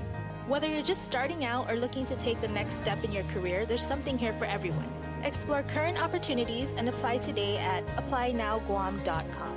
Your next great opportunity is just a click away. The new and improved Chili's 3 for Me deal is here. Starting at $12.99, get a drink, an appetizer, and an entree. You heard right. You can get a Coke, chips and salsa, and an old timer with cheese for only $12.99. Only at Chili's. Great food and value happen here. Think you've got what it takes to win? Tune in every Friday on Wave 105 FM with Patty Arroyo for the Hilton Trivia Challenge. Test your knowledge and you can score dinner for 2 at the Hilton Guam Resort and Spa. It's brought to you by the Hilton Guam Resort and Spa only on Wave 105 FM. Lace Up Guam, the first Run for Wishes event is happening at Leo Palace Resort on September 13th. Select your distance from 2K, 5K, 10K to half marathon to participate in this powerful event. Race package includes finisher tees, visors, socks, and medals, plus cash prizes for the top finishers. Proceeds from the event benefit the Make-A-Wish Foundation, Guam, and CNMI. Presented by Leo Palace Resort, Clutch, Power 98, Wave 105.1 FM, Route 99, and Protection Concepts Unlimited, with support from our community sponsors. Sign up now to help wishes become reality through your step-by-step participation. Hafa Adai, you're tuned into the Brightside with Pauly Suba, and the Brightside is proudly sponsored by Sentinel Security Solution, delivering operational excellence in protective services across commercial, industrial, and residential sectors, and also brought to you by Sherwin-Williams. Rain is coming fast. Are you ready? Defend your home with Sherwin-Williams. Engineered for Guam's dry to wet season shift. Built tough, made to last, protect what matters today, and ask Sherwin-Williams. And also brought to you by Subway. Eat fresh in just a few clicks. Order online at subwaypacific.com for pickup at your convenience or for delivery right at your doorstep. Online ordering at subwaypacific.com is powered by Good To Go. We deliver. At Subway, you gotta refresh to be fresh. And now here it is. It's time for your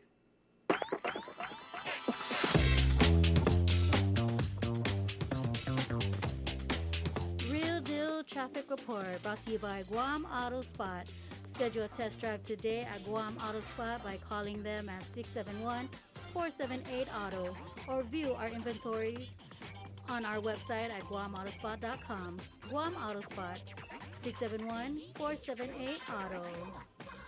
Now let's see here. Let's take a look.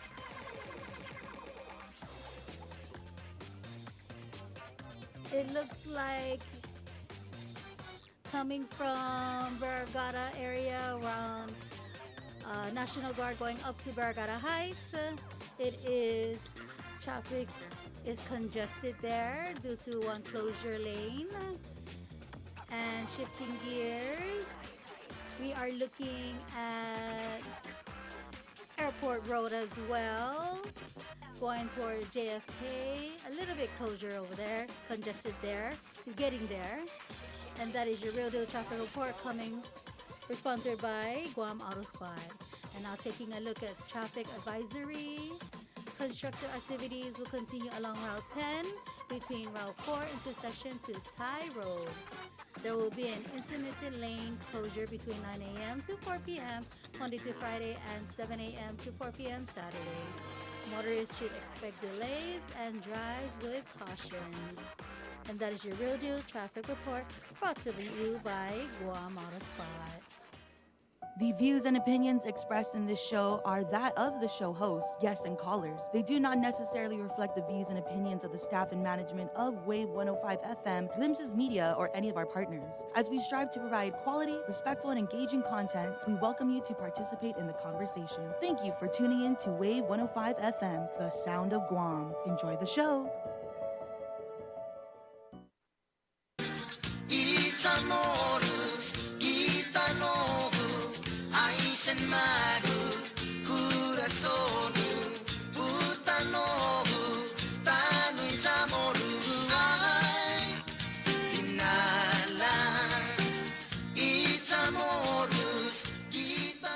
All right, welcome back. The Bright Side right here on Wave 105. My name is Pauly Suba. Biba Lunis. It's Monday, August 25th. Once again, I want to thank Genesis Babalta, senior over at George Washington High School, for taking the time to just hang out with us here on the radio to hear more of his perspective. I really love his attitude, and so it's one of those things where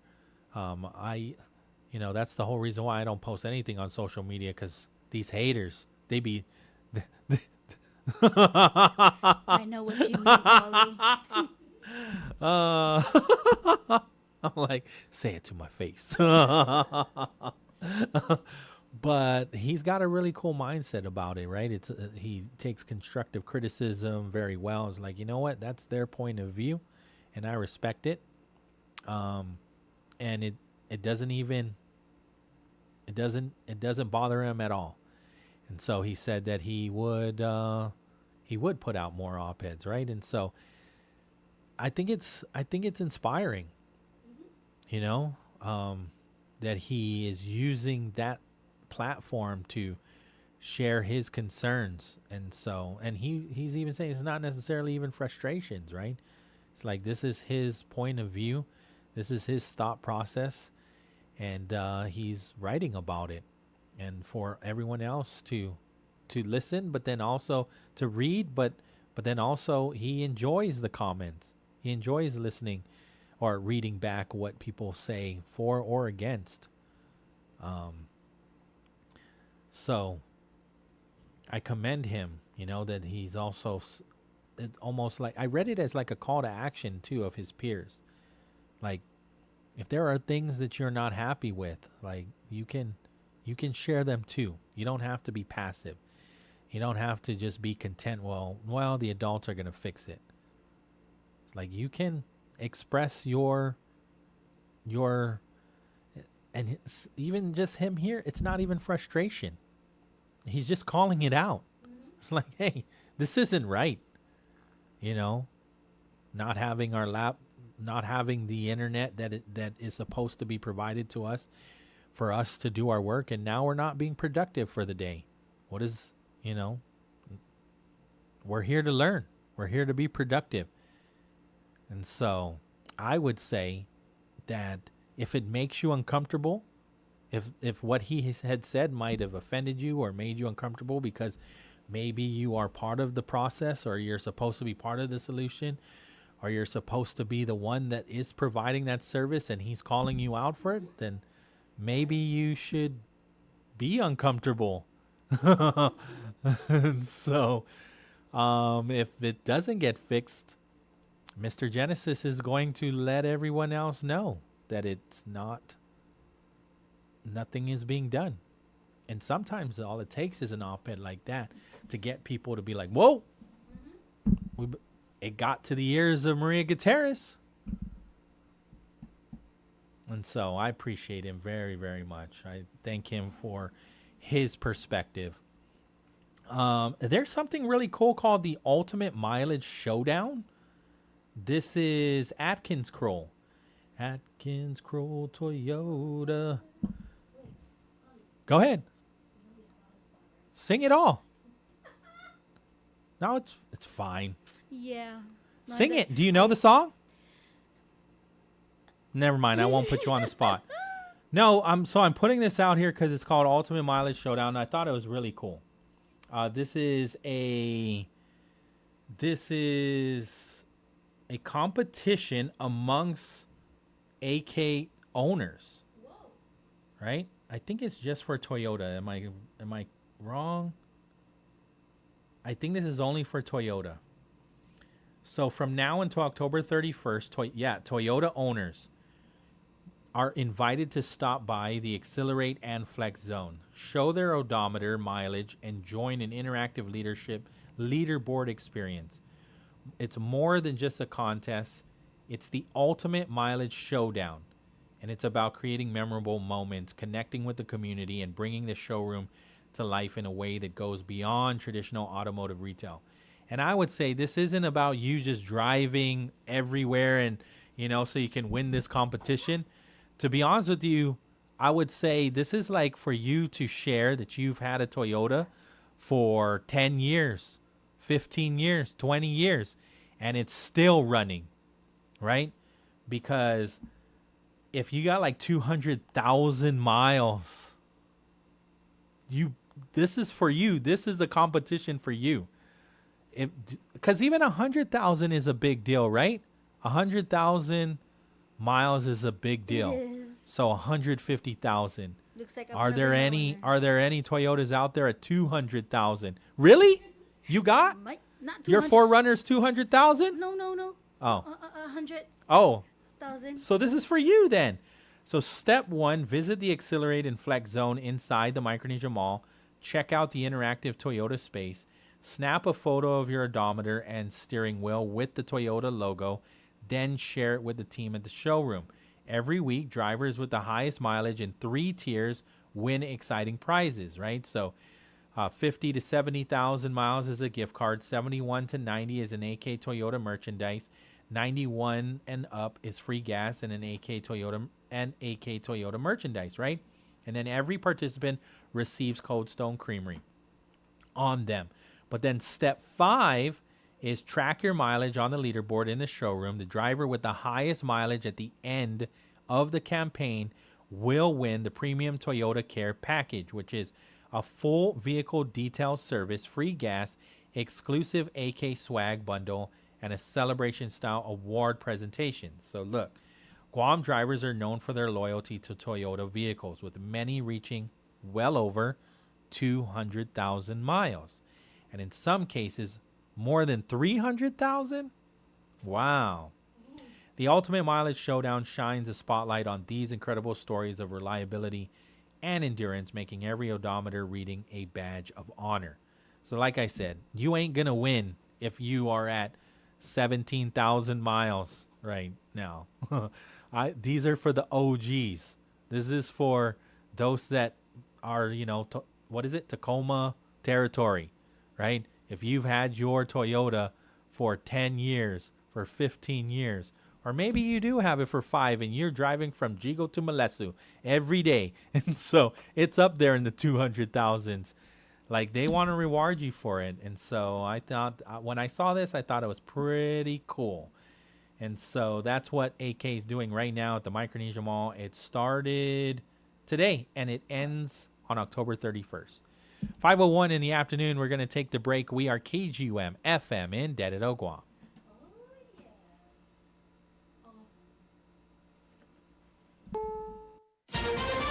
This is CBS News on the Hour, sponsored by Progressive Insurance.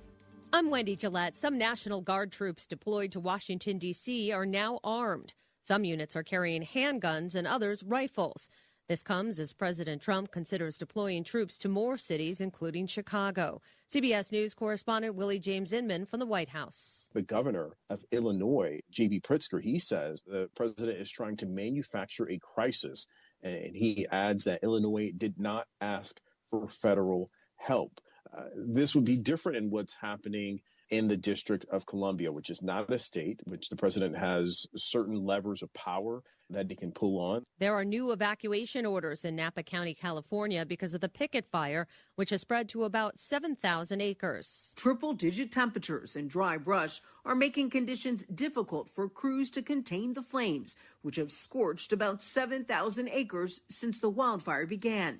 It's threatening homes and businesses, including the area's vineyards for wine production. Elise Preston, CBS News, Los Angeles. The University of South Carolina gave an all clear after reports of an active shooter on the main campus. The college says there was no evidence of any shooting. The scare led to lockdowns and panic. 2 other false shootings were reported at Villanova and the University of Tennessee the past few days. Eating eggs is excellent, at least according to a new study. Here's correspondent Stacey Lynn. Whether they're fried, scrambled, poached, or sunny side up, a new study published in the American Journal of Clinical Nutrition suggests eating 2 eggs a day can actually help lower your LDL cholesterol. Researchers found a diet high in cholesterol but low in saturated fat, including 2 daily eggs, reduced the bad cholesterol levels, while those eating fewer or no eggs saw an LDL increase. While they say more studies are needed, the findings do support that saturated fat, not dietary cholesterol, is the main driver of high cholesterol risk.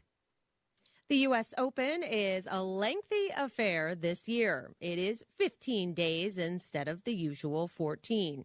Women's singles first rounds are taking place over 3 days instead of 2, meaning an extra 70,000 spectators will be able to attend after 3 straight years of record attendance. Florida resident Zarzina Ramsey is there to see Japanese player Naomi Osaka. She reminds me of her. She used to play tennis, and it's just she's an everyday girl. She's an everyday person, and like all of them are. So I love that about Osaka. This is CBS News.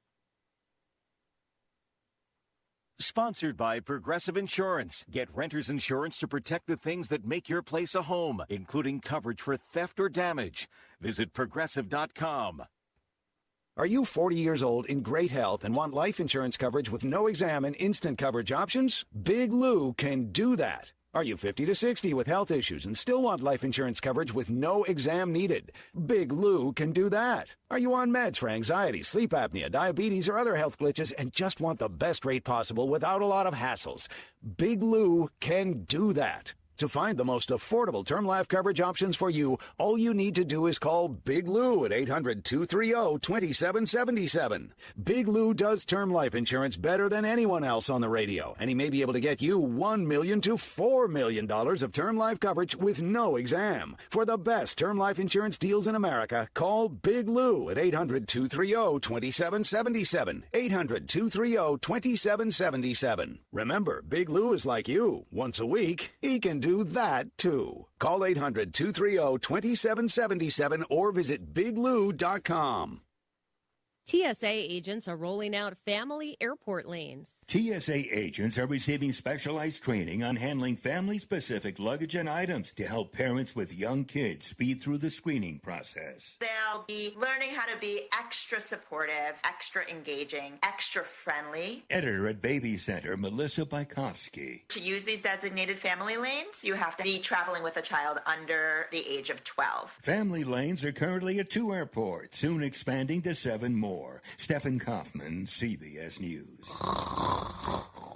That's not me. A rabbinical court in Israel ruled last week $35,000 was due to a woman divorcing her husband because he failed to address his snoring. The CEO of the tech company Oslo Sleep says slumbering disruptions are a pricey affair, costing the U.S. economy $400 billion a year. Oslo offers Bluetooth sleep buds.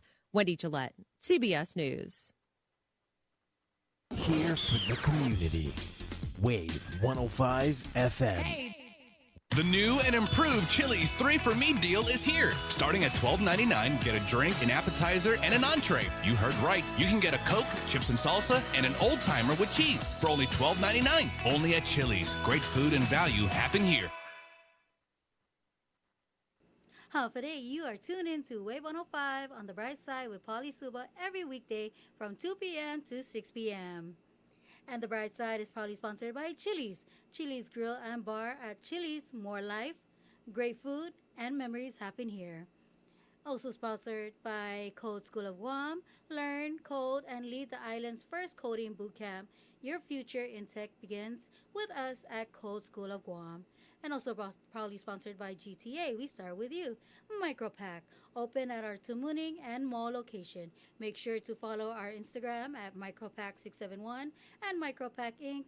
on Facebook for exciting deals and promotions. And now here it is. We have the Real Deal Traffic Report for you.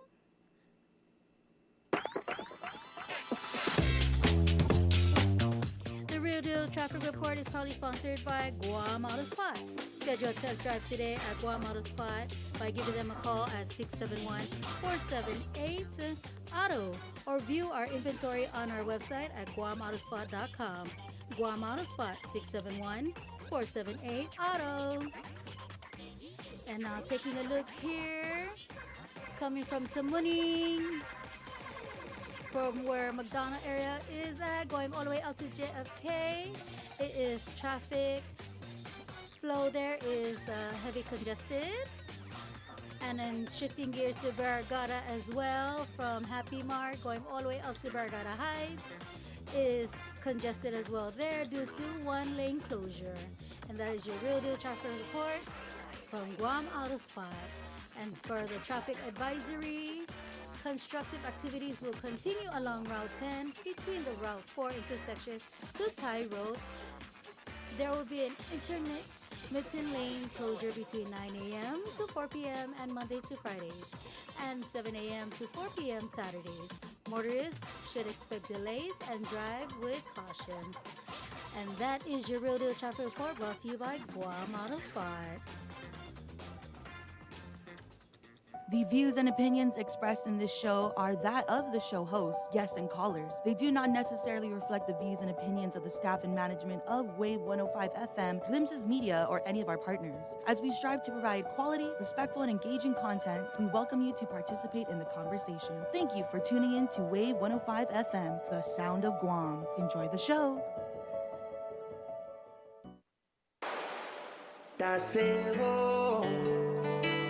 Que antiguo, be my cradle, be my womb.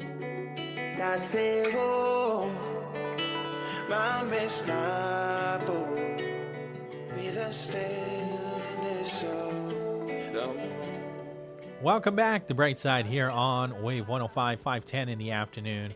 671-922-1051 or 1052.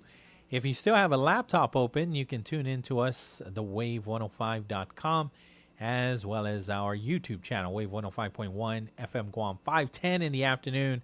If you just jumped in your car, Monday is practically over, right? Done with work, and appreciate you tuning in to us while you head home. If you're jumping in your car and you're headed to work, well, at least you're tuned in to us on your way to work. And the grind is the grind, to be honest with you. 5:10 in the afternoon. Okay, so we briefly touched on Dr. McNinch's, when Attorney P, he doesn't agree, right? And so I don't necessarily agree with suing the federal government. I didn't even really think about it when Attorney Pete said, you know what, he should just go to the legislature and request for them to change some of the laws. Because the part that I agree with Dr. McNinch is that it is difficult for independents to run. And we've heard some. I mean, I don't want to say now who they were because things change and, there might be some peace within these parties. But I've heard some people that said, you know what, I picked one.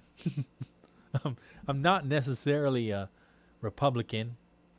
I'm not necessarily a Democrat, but it's difficult to win when I'm not backed by a party just because of the way the process works on the ballot. So, and Dr. McNinch is correct too with the write-in. Like, you don't have to provide the same information that you would provide if you were on the ballot officially, right? As per a write-in. So I don't see the problem with somebody running as an independent and then still also doing the same thing that somebody would do, or they're going around, either it's themselves or somebody that is helping them with the campaign to get all the signatures to run for this office. I'm not even in favor of lowering the amount of signatures Some might say raise the raise the amount of signatures. But there's a process, and they can do it as an independent. So what are the pros and cons? I don't know. Feel free to call in 671-922-1051. I would say the pro is you got the backing of a formidable association, of a party, the Republican Party, the Democrat Party. They'll help you with fundraising. If they're putting on a fundraiser, and you show up and it's not even your fundraiser. It could be, I don't know, throw out a Republican. It could be Senator Chris Duenas, right? He's doing a fundraiser and you show up and you're on the ticket on the Republican side. Well, guess what? They're gonna call you to the stage too. Hey, by the way, Queen Nene's also running on the Republican ticket. Get up here, say some words, right? And now all of a sudden it's like free advertising. You just showed up to support, a Republican that has been running, and you got the backing. You got them backing you. Unless you're Senator Tom Fisher, then I mean, because he called them out. So it of course they're not going to back him. Of course you're going to start to hear some of the other senators in the Republican Party saying, no, you don't. I'm not getting in the picture if you're in the picture. That's going to happen. And so, and I'm sure Senator Tom Fisher could care less either. Also, he made his bed and he's sleeping at night. So at the end, he says he's not a Republican or not officially part of the Republican Party, and they don't recognize him either. Anyways, it was a whole thing, right? And so if he were to run for senator again, where would he run? Democrat? He probably would only, but he's not. He's running for attorney, which it's nonpartisan, so it doesn't even matter. But let's just say he was going to run for senator again. The smart thing would be, well, the Republicans kind of pushed you out. You've been ostracized. So if you want to get back in, it's probably not a good idea to go as an independent. You should just be Democrat. And how many, though, have been both? Correct me if I'm wrong. Senator Jesse Lujan has been both Democrat and Republican, right? So Sabrina Salas Matanani ran with Mike Nicholas as a Democrat, and now she's a Republican. So to me, it's like it's not even it's sometimes it's formality. Just because it's difficult to get to run as anything other than Democrat or Republican. So you pick one. So, Vince is on the line. Senator Vince Borja calling us about the town hall meeting? There's only one other Vince, and that's Dr. Vince. Is it? I'll take either one. Hafa Adai, Dr. Vince, or Vince? Yes, sir. Good afternoon. Good afternoon. Great conversation. It sounds like you're reminiscing about the good old days when the legislature had Tom Fisher to kick around. There you go. I mean, poor Tom Fisher. I mean, I think he tried his best and he did a lot of great things, but he wasn't welcome to come back, it seems. That's what it seems. Yeah. I don't know. I was just throwing anything out to see who would bite in. I got you, Vince, so I appreciate you calling in. Lucky you. Honestly, I wanted to ask you. What do you think the chances are of the budget that the legislature passed last week getting vetoed? I mean, there's a good chance. There's a good chance of it. Received the budget, I believe, on Friday. Yes. Right. And yes. This is a $1.3 billion budget. Yes. And she said some not nice things about it. So she has the option to sign it, veto it. Mm-hmm. Is that right? Veto it? Yep. Or not sign it and let it lapse into law. Yep. Which seems like a weak thing to do. If she doesn't like it and she lets it lapse into law, she's essentially saying that she doesn't care or, she's weak, right? Because she doesn't want to put her name on something, but she won't get in its way. I mean, she won't stand up to fight about it. But then, I mean, if she says yes, then she did a pretty good impersonation of somebody who was going to say no. Yeah. Oh, I saw the release. It's to make the rich richer. Yeah. So I hate to be the one to fill her in on the secret, but she's rich. She owns a $1 billion bank. She was born into a rich family. She's actually one of the people that Chris Barnett called a big bad business. I mean, the criticisms that are being leveled against the Chamber of Commerce are being leveled on her and the Women's Chamber of Commerce for apparently being too successful, right? Being rich. Something's wrong with being rich, apparently. Something's wrong with making more than $2 million a year with your company, which, I mean, again, if some people want to know, that doesn't mean you made any profit. The real question is, did you profit? And what did you do with the profit? But I'm going to be a prophet and say that the governor is going to veto this budget that was passed with an 11-4 majority. Yeah. But I'm more interested in what you think she's going to do. There's a good chance that she'll veto it, obviously, with the not so kind words that she used right from the beginning, sold out the people of Guam. But there are some good things in here that might be the compromise, right? I mean, well, I wouldn't say good things. Well, we heard Lieutenant Governor Josh Tenorio say, I hope somewhere in the budget discussions that they save the BPT for military contracts. And then, lo and behold, Senator Tello Taitagui introduces that amendment 3 times. It passed on the third one. Speaker Frank Bloss did. So if that might be the reason why they let it lapse, because that might be the compromise. They might not be happy about it, but that might have been enough. And then that 50%. Did you get that right? I mean, I thought it was Tina Munoz Barnes that got that. No, it was Tello Taitagui that got that one. The stay on military contracts at 5% BPT. That's Tello. Okay, then you're bursting my bubble. Yeah. I was hoping that there was still a way for Tina and Josh to be a couple, but I thought that Tina had shown her true colors. Are you saying that she's going to be his lieutenant governor? No, I'm going to say that she's not, because she and her family didn't go to Josh's recent gubernatorial fundraiser. Oh. Well, she did vote for that amendment. She did vote for Tello's amendment. Yeah, she also voted for the budget that the governor said was chaotic and sellouts, and she did. She did a lot of other things. It also sounds like she would vote for the override. In her sentiment, Mm-hmm.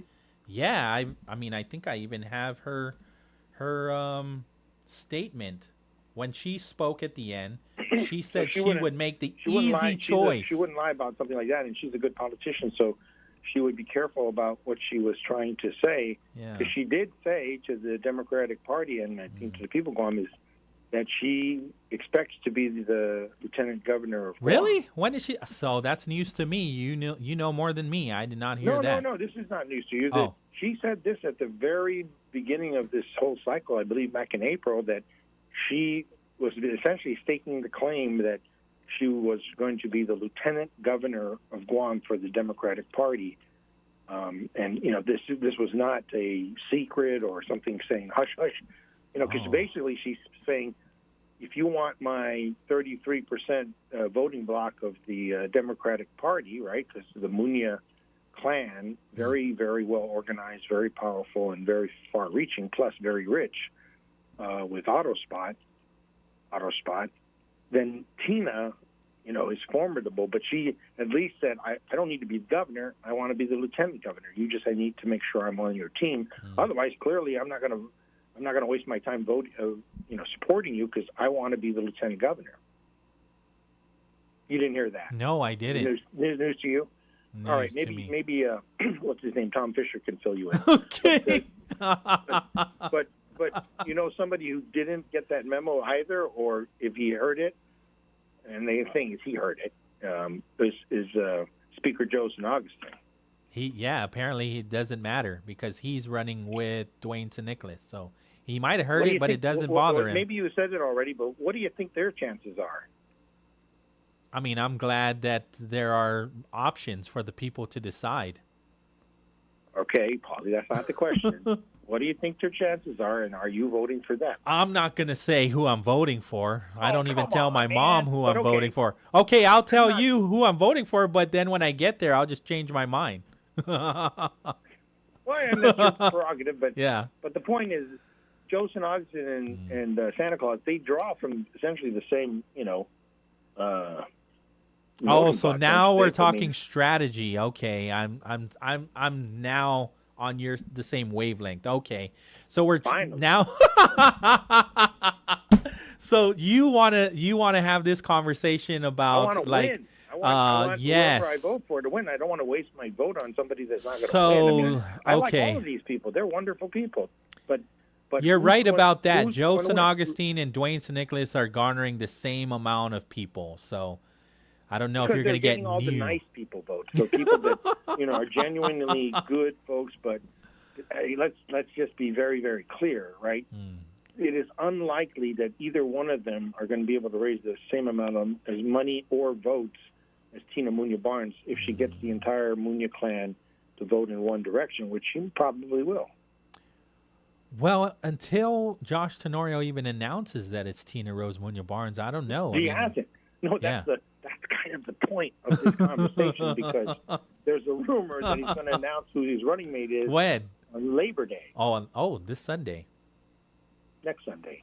No, it's this Sunday. This Sunday. Oh, okay, so this Sunday, that's the rumor. Yeah. And I think that was the plan, the strategic plan, right? Okay. Why do you think everybody else is announcing before him, right? Because trying to steal his thunder. And the thing is, he had that fundraiser about a month ago, last month in July, I believe it was. Okay. And it was like 2 days after, unfortunately, all those federal indictments of members of his families occurred. So it was it kind of cast a sour cloud over the thing.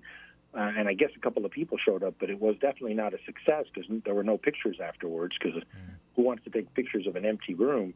And then, you can't blame people if they're going to fork down $500 to fundraise for Josh Tenorio.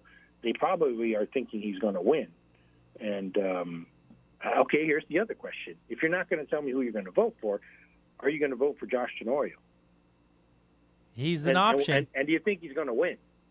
He's an option. So is the write-in candidate. I don't want to do that to anybody, to be honest with you. Well, I mean, you're an entertainer. You're on the radio show. You're supposed to make people think and talk. And I want everybody else to make. Well, I don't want to lie about it. I don't want to. I don't want to make anybody else. I don't want to sway anybody in one direction or the other. It's fair. Yeah. It's your show. I don't want to take a position, even though it's kind of like I'm taking it over. But in all honesty, I mean, again, Josh Tenorio is got a really tough situation where this nice guy he's in, and apparently he's not involved with any of those shenanigans. Every day we're hearing new things from Troy Torres about just how crooked Comfort Cuts and Hot Dog was, right? The slush fund company that stole a bunch of pool money, allegedly. Allegedly. Thank you for saying that.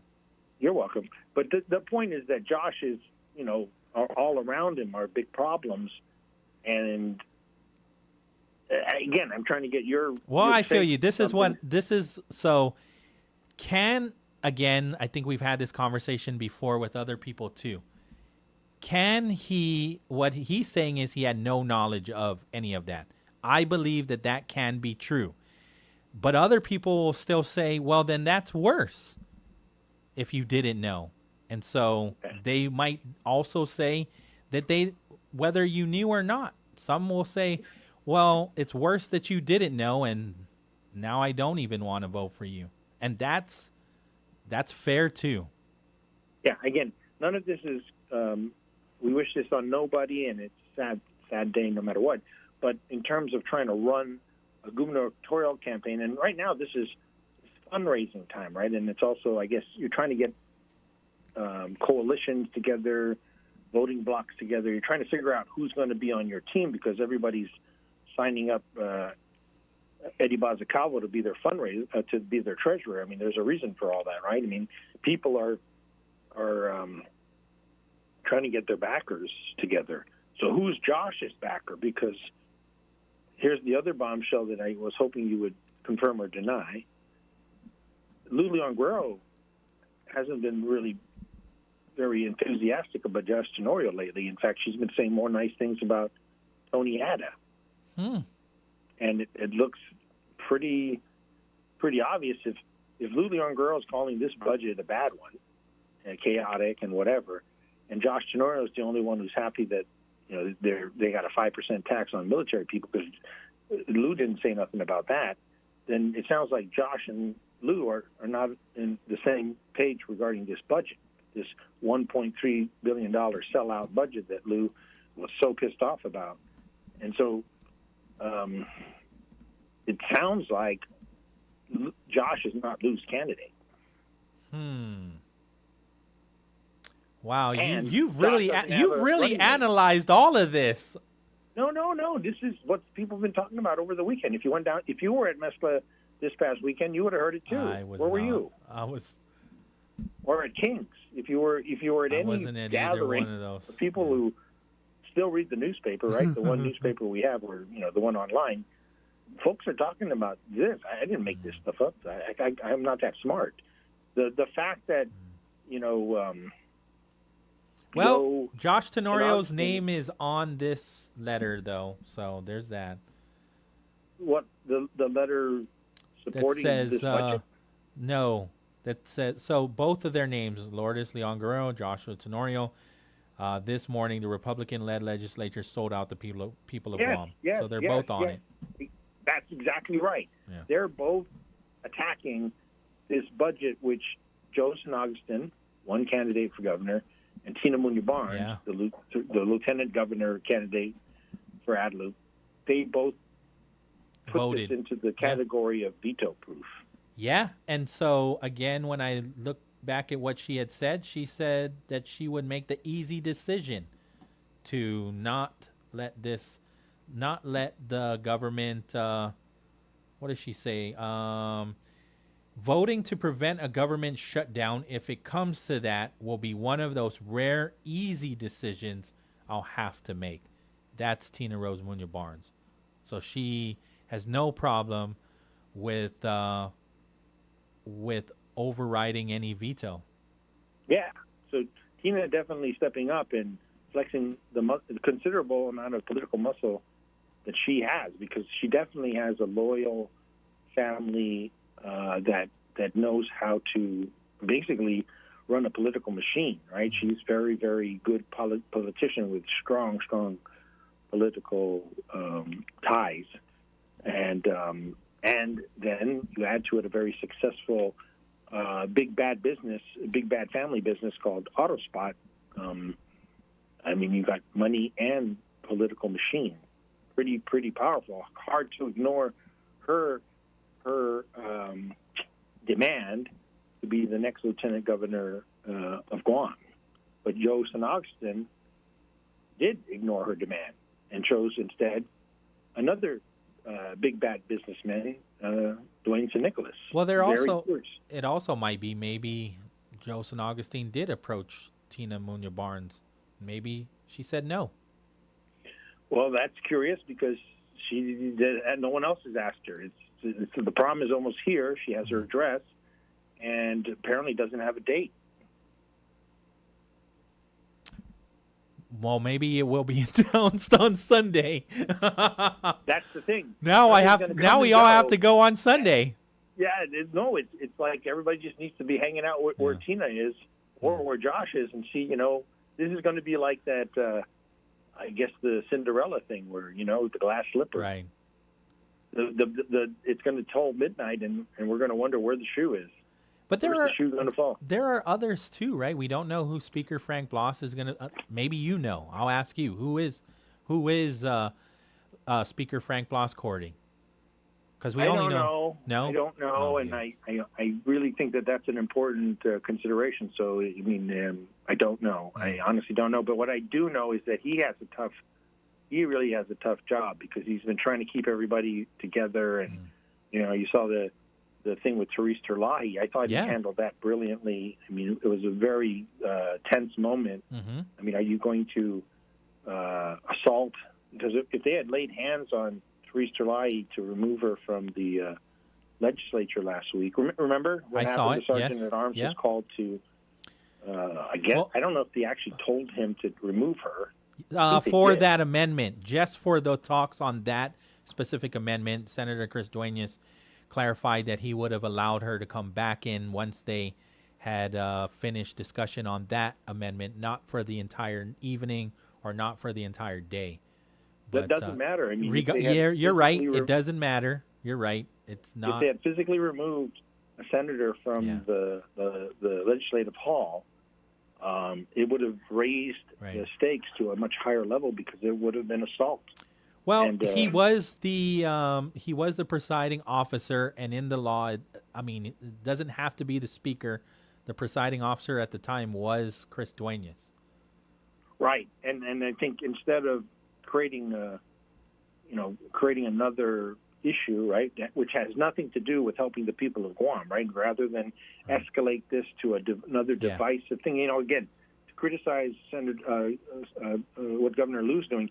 She's not being helpful. She's creating more fights. She's throwing out all these inflammatory words like, useless, senseless, chaotic. I mean, nothing that speaks in ephemeralic. She's just simply throwing fuel on the fire, right? So everybody wants to fight now, right? And poor Tina Munoz Barnes trying her best to be a good politician. So Speaker Frank Blas could have taken the governor's tact and been, hateful and aggressive and just petty. Instead, he called a recess, timeout. Yeah. And then they brought each other back, and I don't know how it eventually ended, but Therese Terlahi was not assaulted. Right.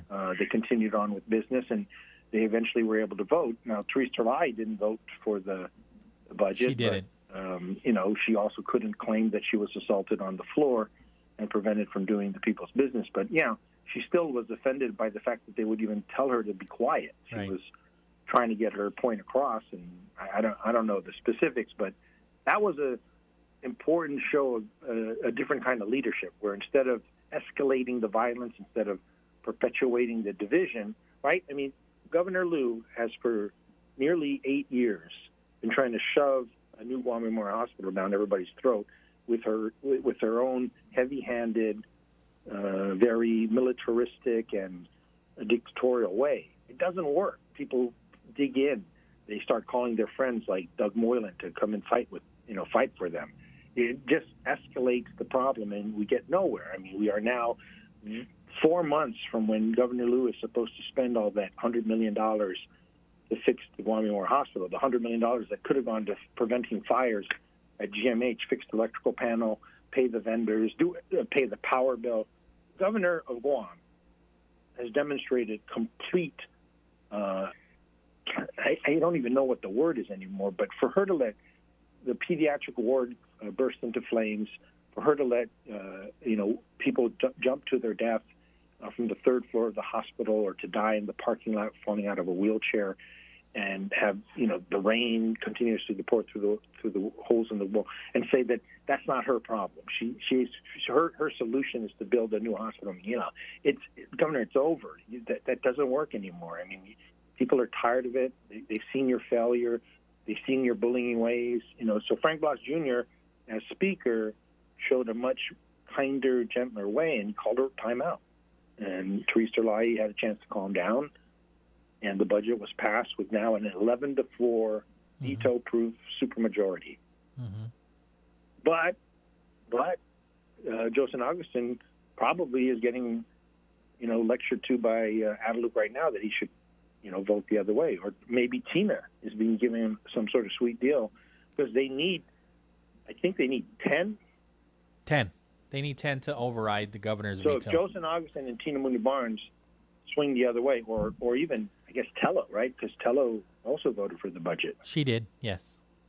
Okay, so that's what I would call it. Yeah. The politics aside, yes, what's going on right now to either allow the budget to pass one way or another, or for it to fail or be vetoed, and then we're going to be in the situation where we're going to have a pay less payday or.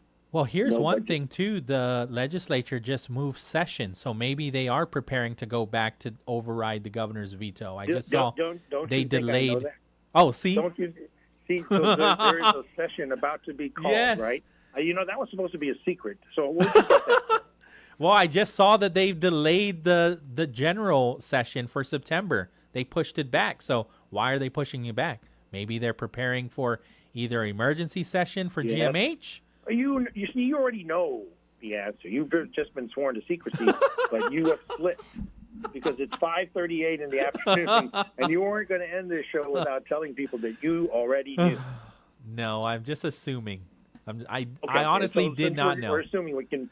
There's plausible deniability that you actually have heard this from somebody, that there might be an emergency session. There might be coming down the road. Yes. Like as soon as tonight. Yes, because Senator Chris Barnett said that he heard that that's going to happen next week, Well, and it's let's this blame week. Chris Barnett. And it's So he's now the leak. this week. So you're not the leak. I'm not the leak. Chris Barnett's the leak. There is an emergency session apparently coming that's going to speak directly to the fire at GMH. There you go. Yeah. And there's an emergency session coming down the line where there will be voices of authority regarding the occupancy of GMH, given the fact that this has been a series of fires and a series of escalating dangers to staff and patients. And so there needs to be a financial solution, a fiscal solution, right? And there have already been calls for a federal takeover and all this other crap. But what it comes down to is that the hospital, the current hospital, which the governor has abandoned, ignored, and allowed to become, this terrible thing, this is the source of the need for an emergency session. And the testimonies that are going to be there are going to be of people that have authority and safety as well as contingency, right? So the big question that was raised during the tour between Josh Tenorio and Sabrina Salas, I believe that was on Thursday, was what are we going to do if we evacuate the building?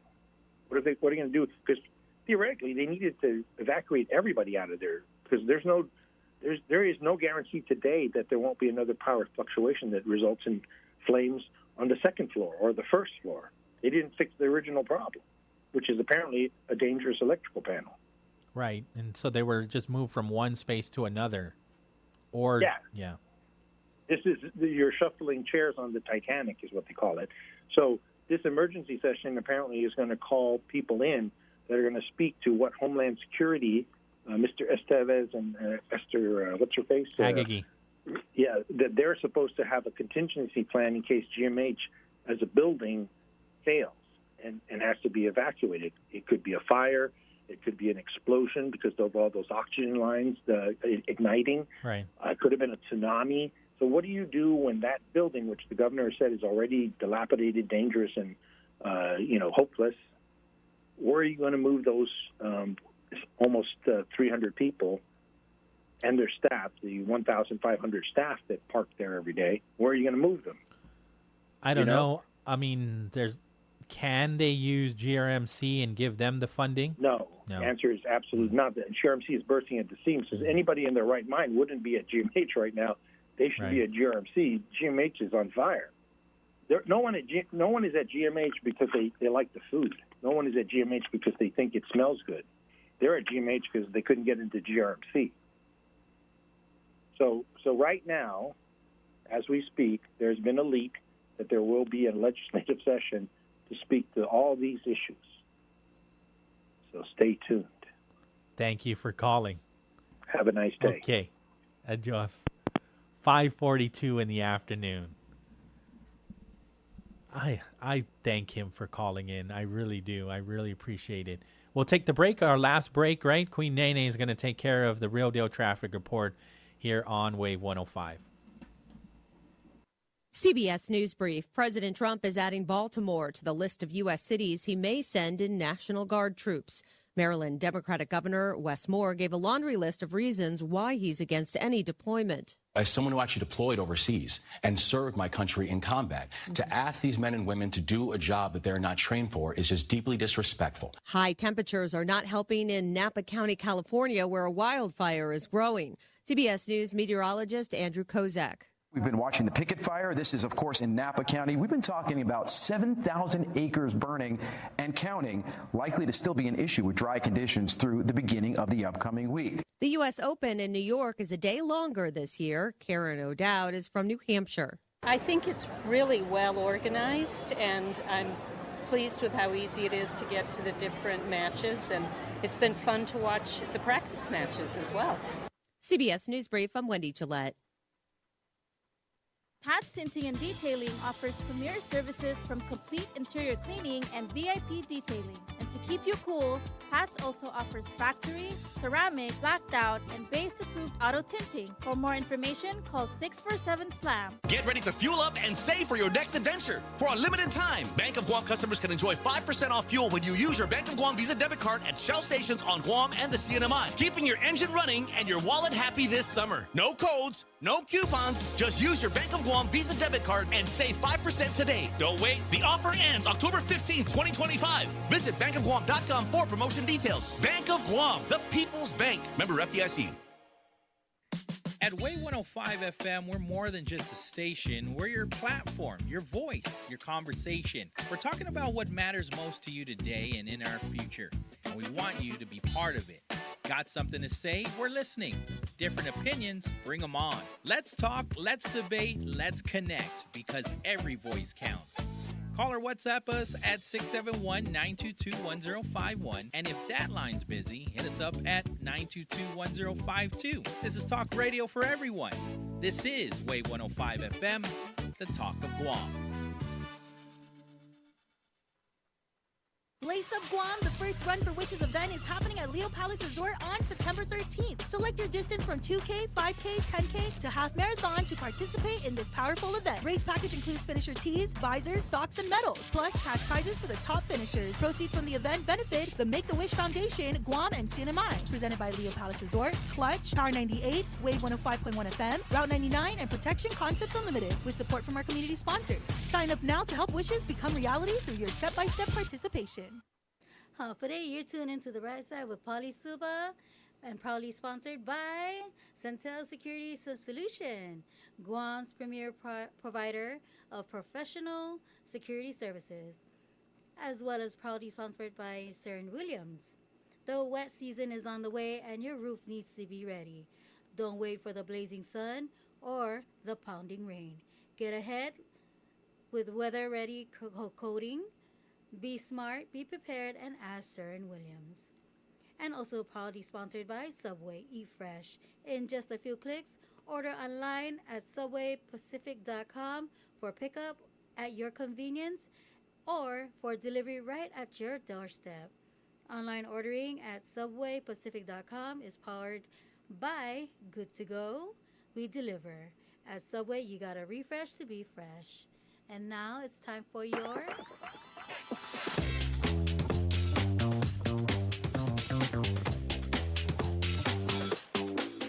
Real Deal Traffic Report, brought to you by Guam Auto Spot. Schedule a test drive today at Guam Auto Spot by giving them a call at 671-478-AUTO or view our inventories on a website at guamautospot.com. Guam Auto Spot, 671-478-AUTO. Now here we are taking a look at the traffic. It looks like the traffic is heavy at Airport Road going down toward Route 1 intersection, and if you're going up toward JFK as well, heavy congestion over there. And also by Barragata, going up to Barragata Heights. Mindful, it is a one-lane closure, so be prepared for delays. And that is your Real Deal Traffic Report, brought to you by Guam Auto Spot. Taking a look at traffic advisory. Constructive activities will continue along Route 10 between the Route 4 intersection to Thai Road. There will be intermittent lane closure between 9 a.m. to 4 p.m. Monday to Friday and 7 a.m. to 4 p.m. Saturday. Motorists should expect delays and drive with caution. And that is your Real Deal Traffic Report, brought to you by Guam Auto Spot. The views and opinions expressed in this show are that of the show host, guests, and callers. They do not necessarily reflect the views and opinions of the staff and management of Wave 105 FM, Glimpses Media, or any of our partners. As we strive to provide quality, respectful, and engaging content, we welcome you to participate in the conversation. Thank you for tuning in to Wave 105 FM, the sound of Guam. Enjoy the show.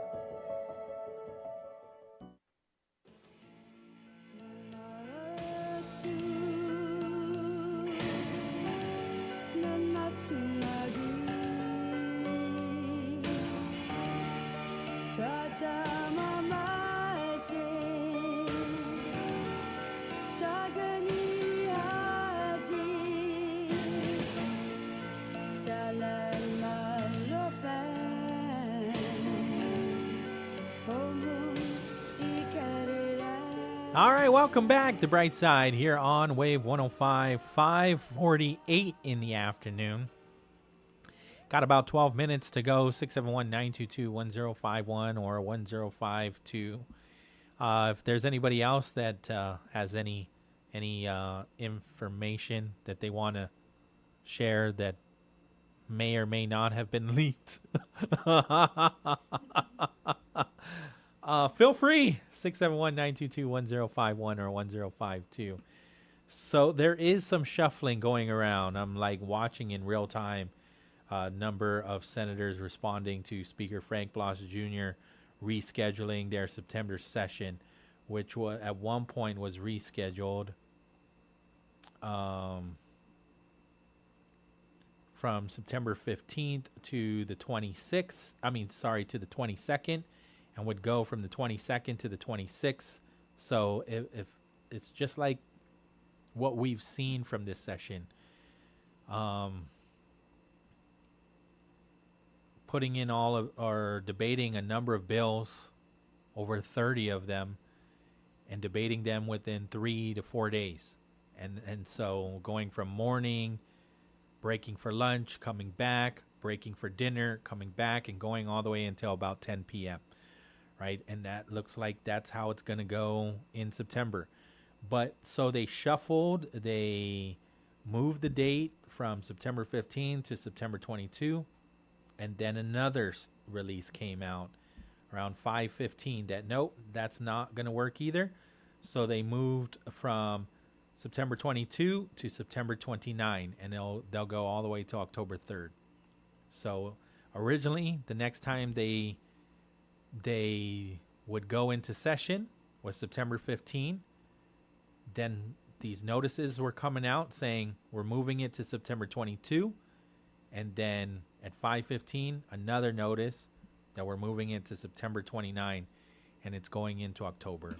So there are some shuffling. There is shuffling going on at the legislature.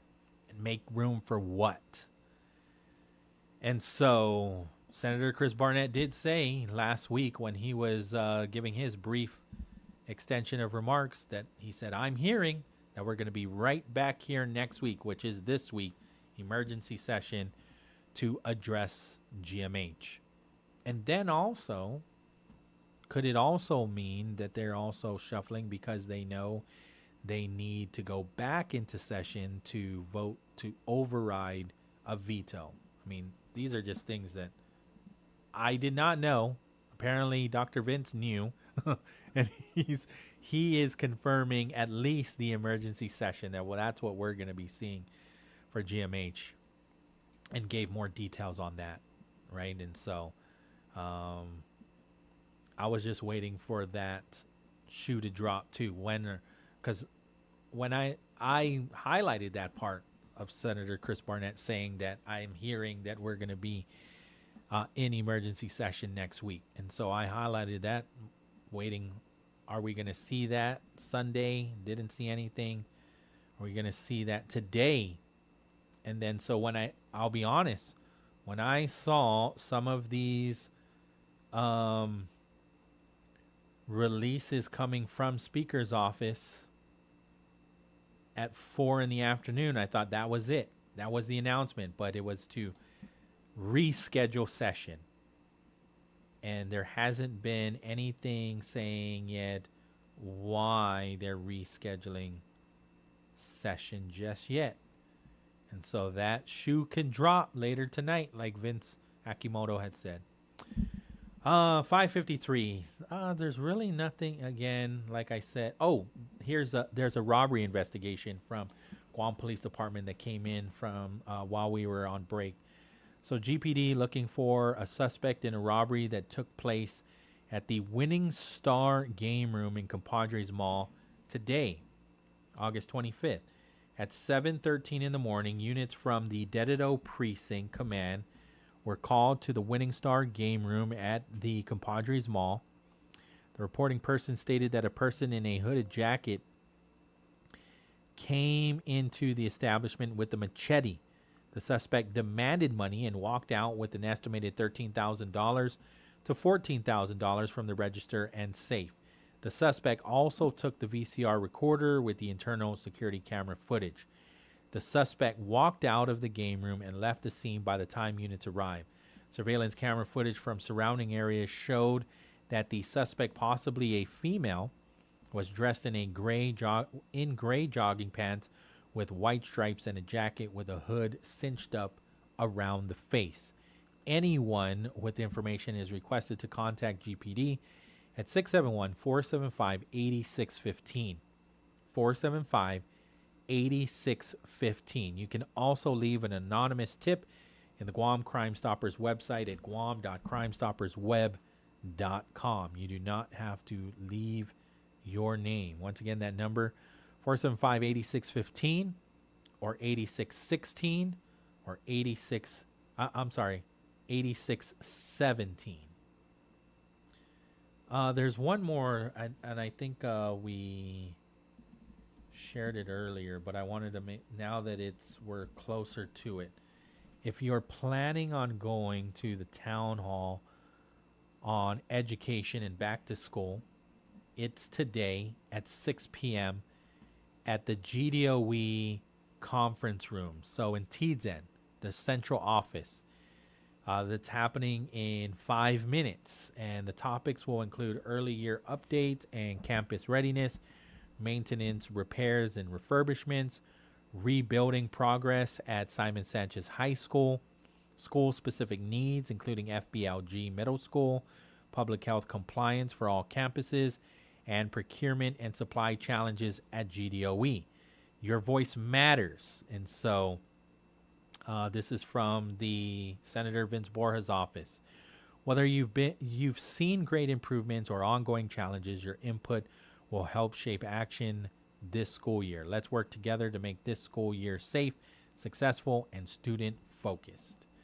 And so, again, that's in about 5 minutes. It's also going to be on the Guam Department of Education's YouTube channel. So it was confirmed from Damon Michael Borja, who is the PIO of GDOE, that they will stream this on the GDOE YouTube channel. So in about 4 minutes. Thank you so much for hanging out with us. Queen Nene, you did a great job all by yourself on the other side of the glass on your first day officially, basically driving with no handlebars. You did fine. You didn't crash. It was a little wobbly here and there. Thank goodness I didn't become a pilot. There you go. We'll do it all again tomorrow, starting with Mornings with Patty, rolling with dice from 6 to 10. You've got Cop Talk. So Guam Police Department is going to be in here from 10 to 11, and then Guam Community College will be right after from 11 to 12 doing community talks. So that is your community programming right here on Wave 105. And then national programming is going to bring you to another bright side. Our friends from Guam Behavioral Health and Wellness Center, I have scheduled. We'll see who else I can grab between now and 2 p.m. But they, at the governor's office, there was a psychology program graduation. And so one of the graduates, the one, Chris, who is going to stay on island and practice at Guam Behavioral Health and Wellness Center, is going to be with us tomorrow. So he's coming in. I really just want to talk to him about his calling, his journey to become a psychologist, right? And what the program entails. Hopefully they're going to continue this partnership to get more psychologists here in Guam. What is the need? And so when I heard the governor, lieutenant governor, there's an obvious need, not just here in Guam, but in the nation, like in New Mexico. There's a need for psychologists, right? And so that's what we're going to dive into at the very beginning of the show, because they're going to be coming in at 2 p.m. Yeah. So, again, thank you so much for hanging out with us. We'll do it all again tomorrow. Everybody get home safe. Be kind to each other, especially out on those roads. KGUM, FM, and Dededo Guam. Adios. This is CBS News on the Hour, sponsored by O'Reilly Auto Parts. I'm Wendy Gillette. Kelmar Abrego Garcia is scheduled to report to an ICE field office in Baltimore this morning. He has been told he could be deported to Uganda. That's after he was mistakenly sent to a notorious prison in El Salvador, then returned to the U.S. CBS News legal analyst Jessica Levinson offers more background on the case. The Department of Justice had offered Mr. Abrego Garcia essentially a plea deal where he would plead guilty to certain federal criminal charges. He would serve any time in a U.S. prison based on those charges, and then he would be deported to Costa Rica, where he could enjoy some sort of legal status. Mr. Abrego Garcia declined that offer. The Trump administration claims Abrego Garcia is a member of the MS-13 gang, which he denies. A fire in Northern California is spreading, prompting additional evacuations. CBS's Elise Preston. Thousands of people are under evacuation orders as firefighters work to contain the so-called picket fire in Napa County, California. Triple-digit temperatures and dry brush are making conditions difficult for crews to contain the flames, which have scorched about 7,000 acres since the wildfire began.